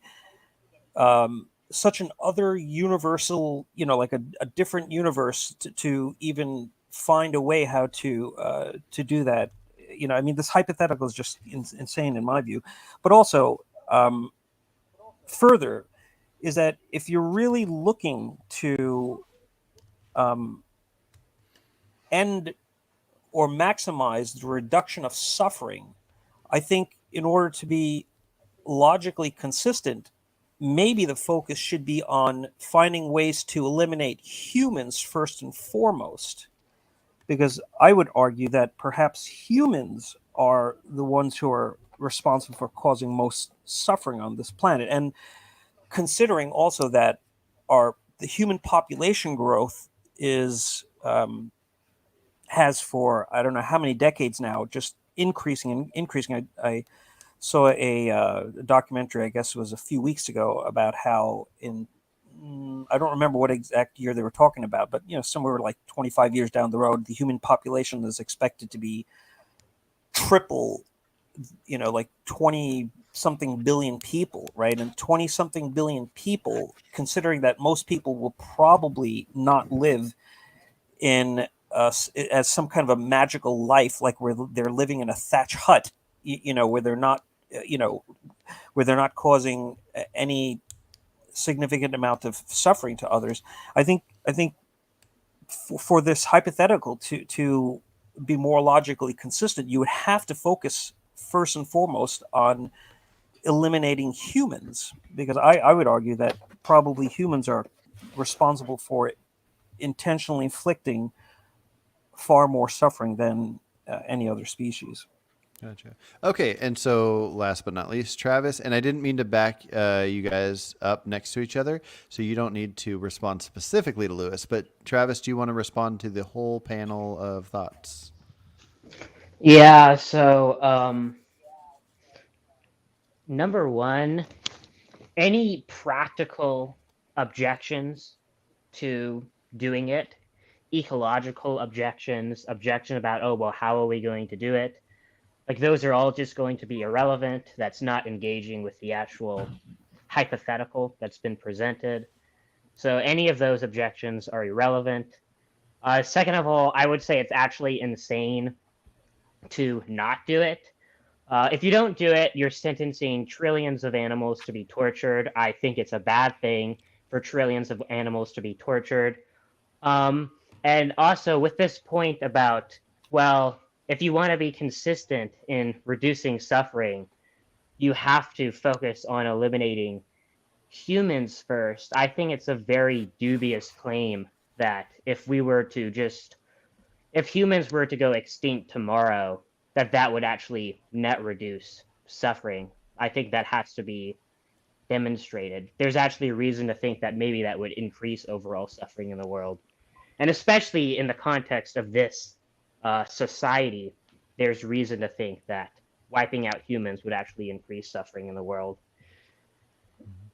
Just to clarify real quick, I don't think Lewis meant all humans, just some might be more preferable than wiping out some animals. What are your thoughts? I think I know the answer, but it wasn't heard here. What are your thoughts on what Isaac said about if us wiping them out because there's some suffering and some pleasure wouldn't be much different than aliens looking at humans and going like, look at all the suffering there is, and wiping us out, even if we can verbalize we don't want to be wiped out, even if we suffer?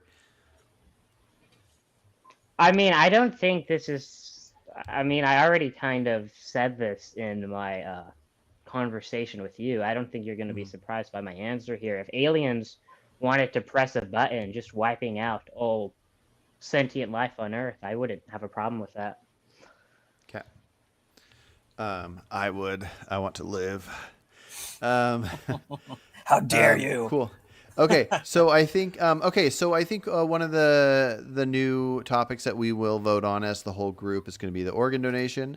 I think Travis, let me know what your thoughts are on this. But I think since it will be unlikely that it'll be voted in to do away with all wildlife, would you be interested in me proposing a rule in our society that the government is going to patrol wildlife and do mercy killings? Because I think that'll be I think we'll get some yeses and some nos, but that's pretty passable. Do you think we should go for that?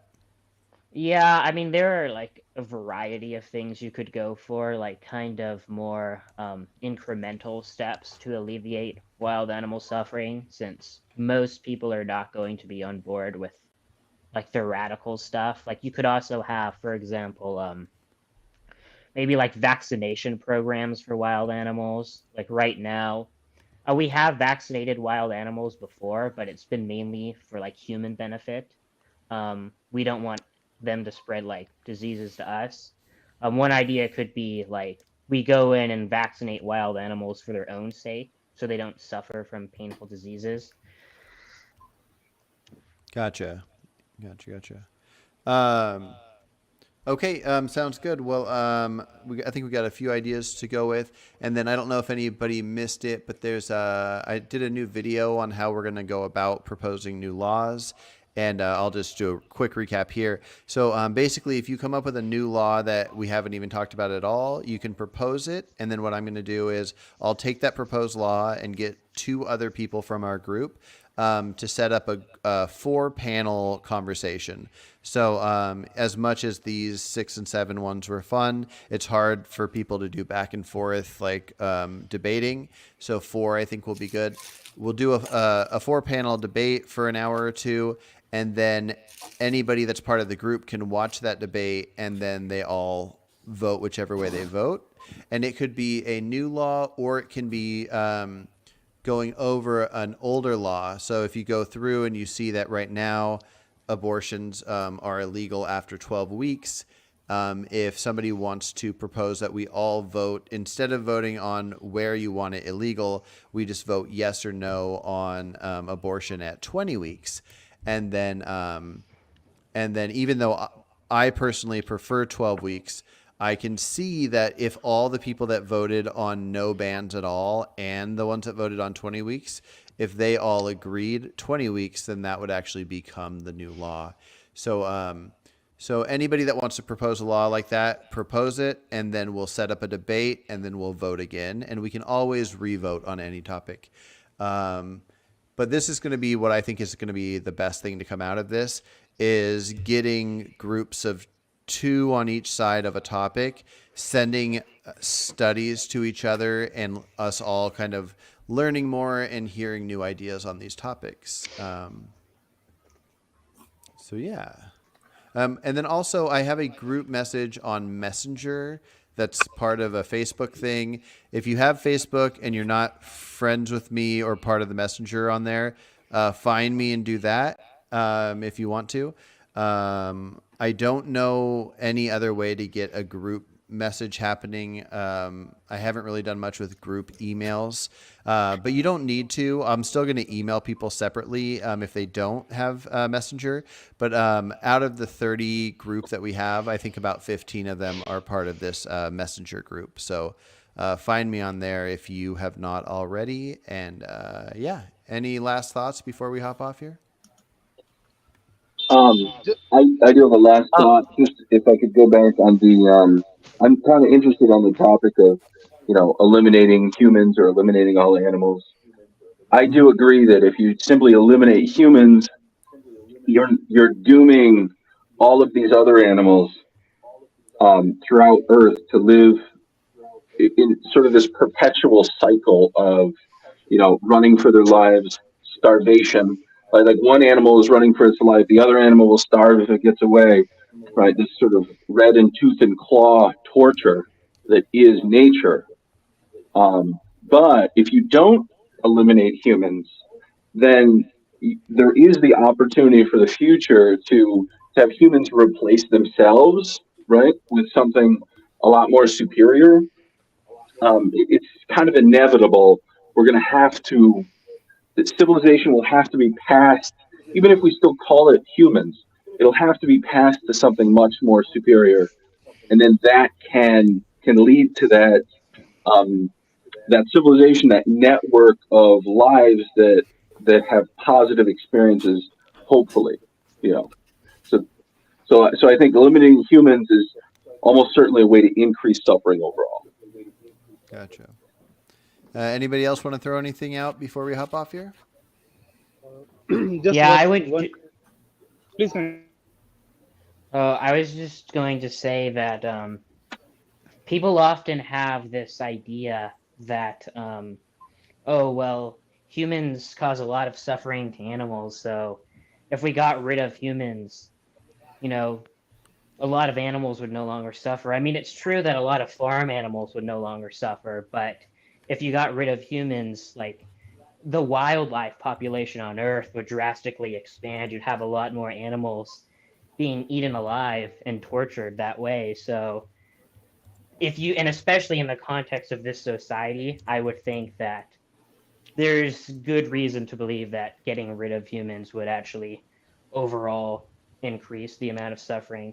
So if your goal is like minimizing suffering, I don't really see much compelling reason to think that, you know, getting rid of humans would be conducive to that goal. All right. Was there somebody else that was about to say something before we hopped off? Yeah, so two thoughts quickly.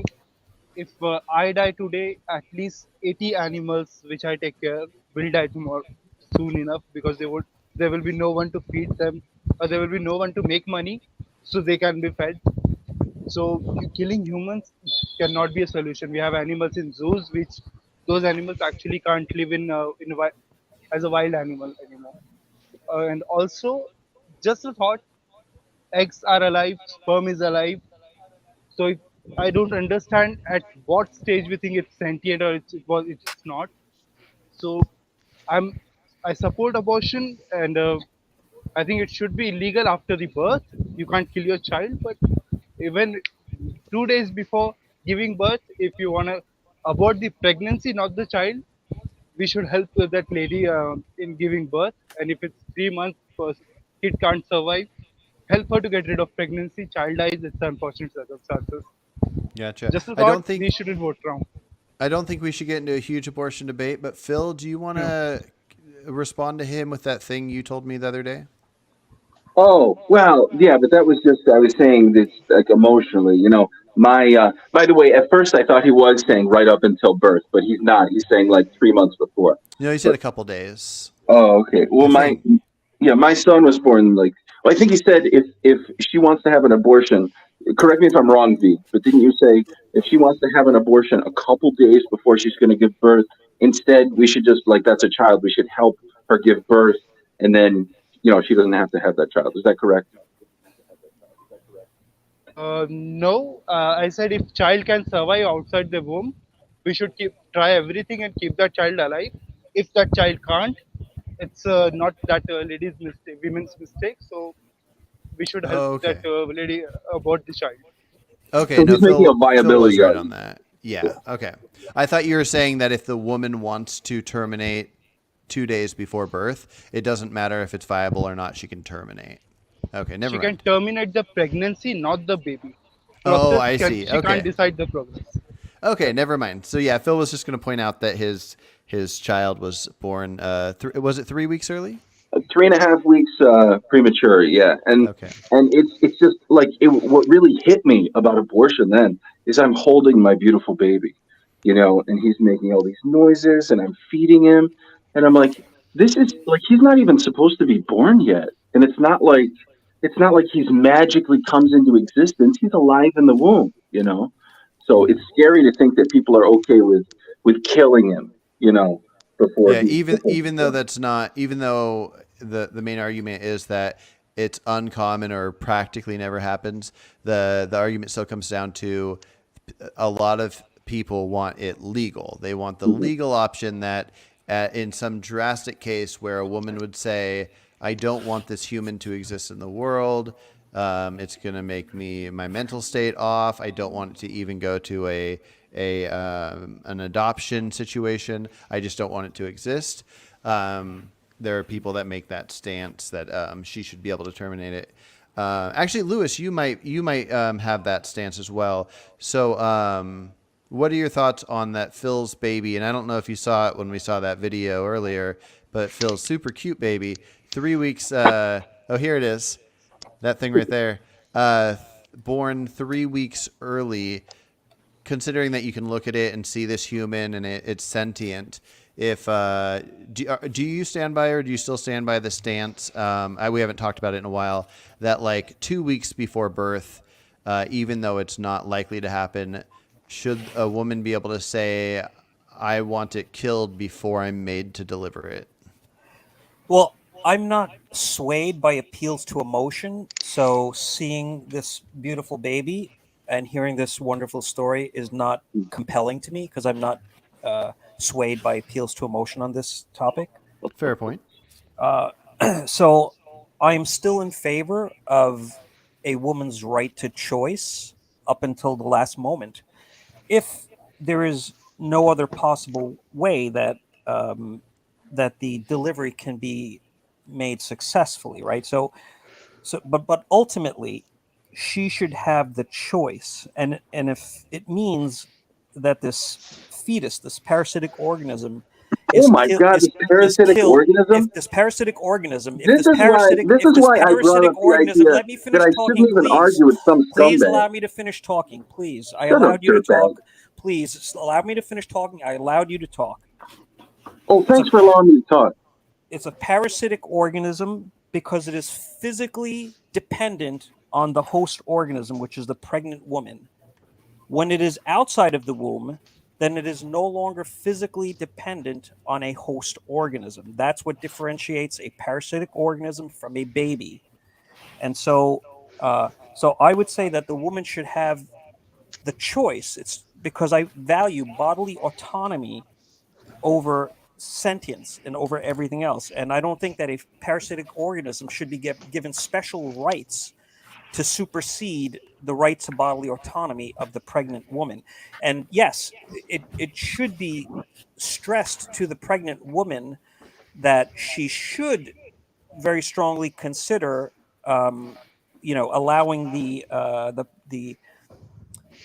this fetus to be born. But if that is not an option for her, if she feels that is not a good option for her, then yes, she should have the right to seek an abortion, even if that means that the fetus is going to be killed in the process.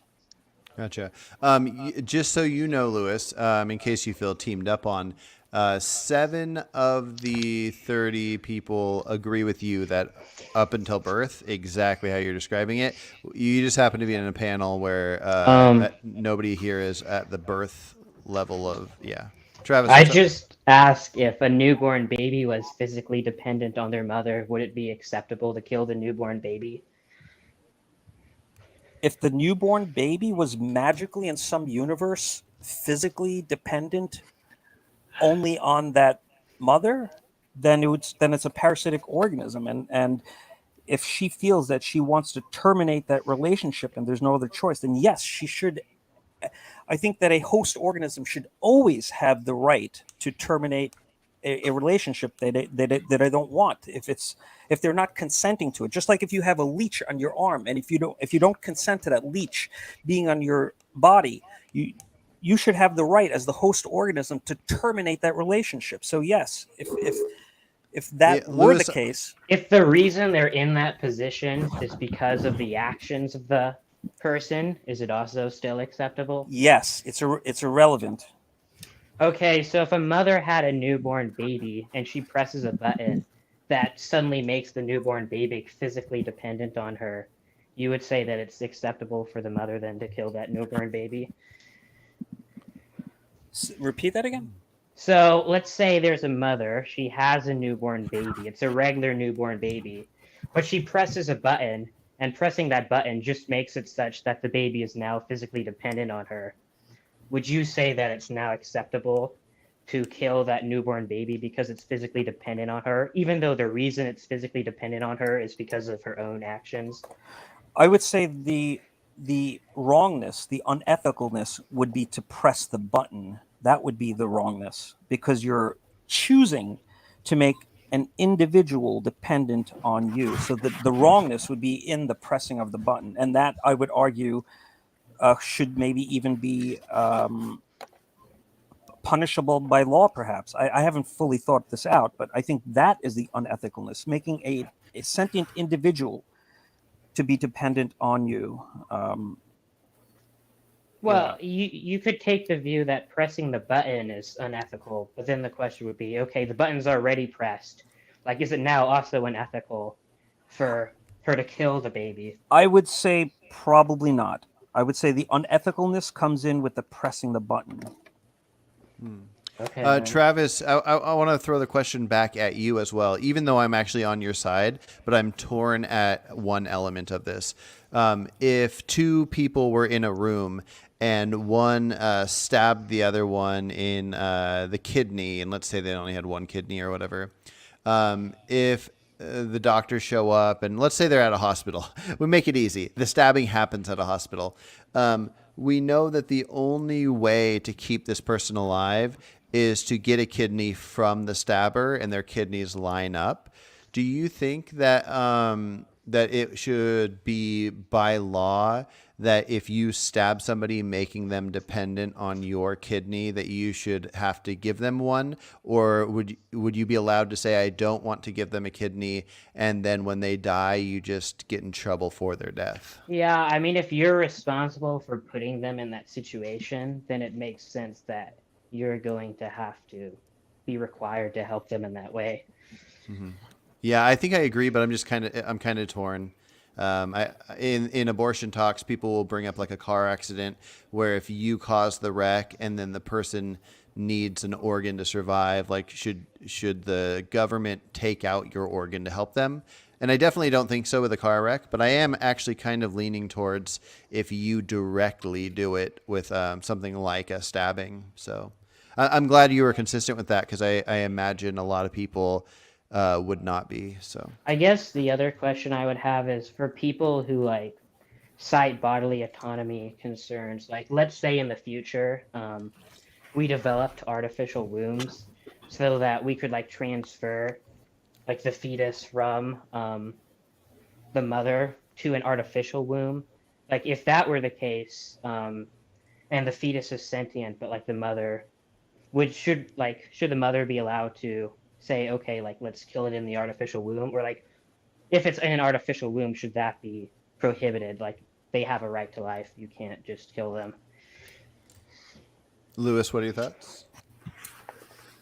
I think it's contextual. I think largely where I come down on that is that because that I would not consider that a sentient individual and some kind of artificial womb, then I don't think the same. Oh, I think he means once the fetus has reached sentience in the artificial womb. So you take a real human sperm and egg, and then you grow that human, that real life human, not an AI human or anything, inside of like an incubator.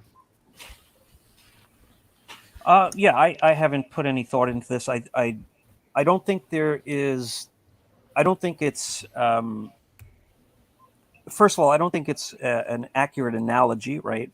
Because you're not having one organism. Oh, I think it's just to see where your stance is, not as an analogy specifically. Just do you think, like, as far as bodily autonomy goes, would you say that a living human that is like 12 weeks gestation but inside an incubator, since there's no woman involved, would you just say that that nobody can choose to terminate it just for funsies?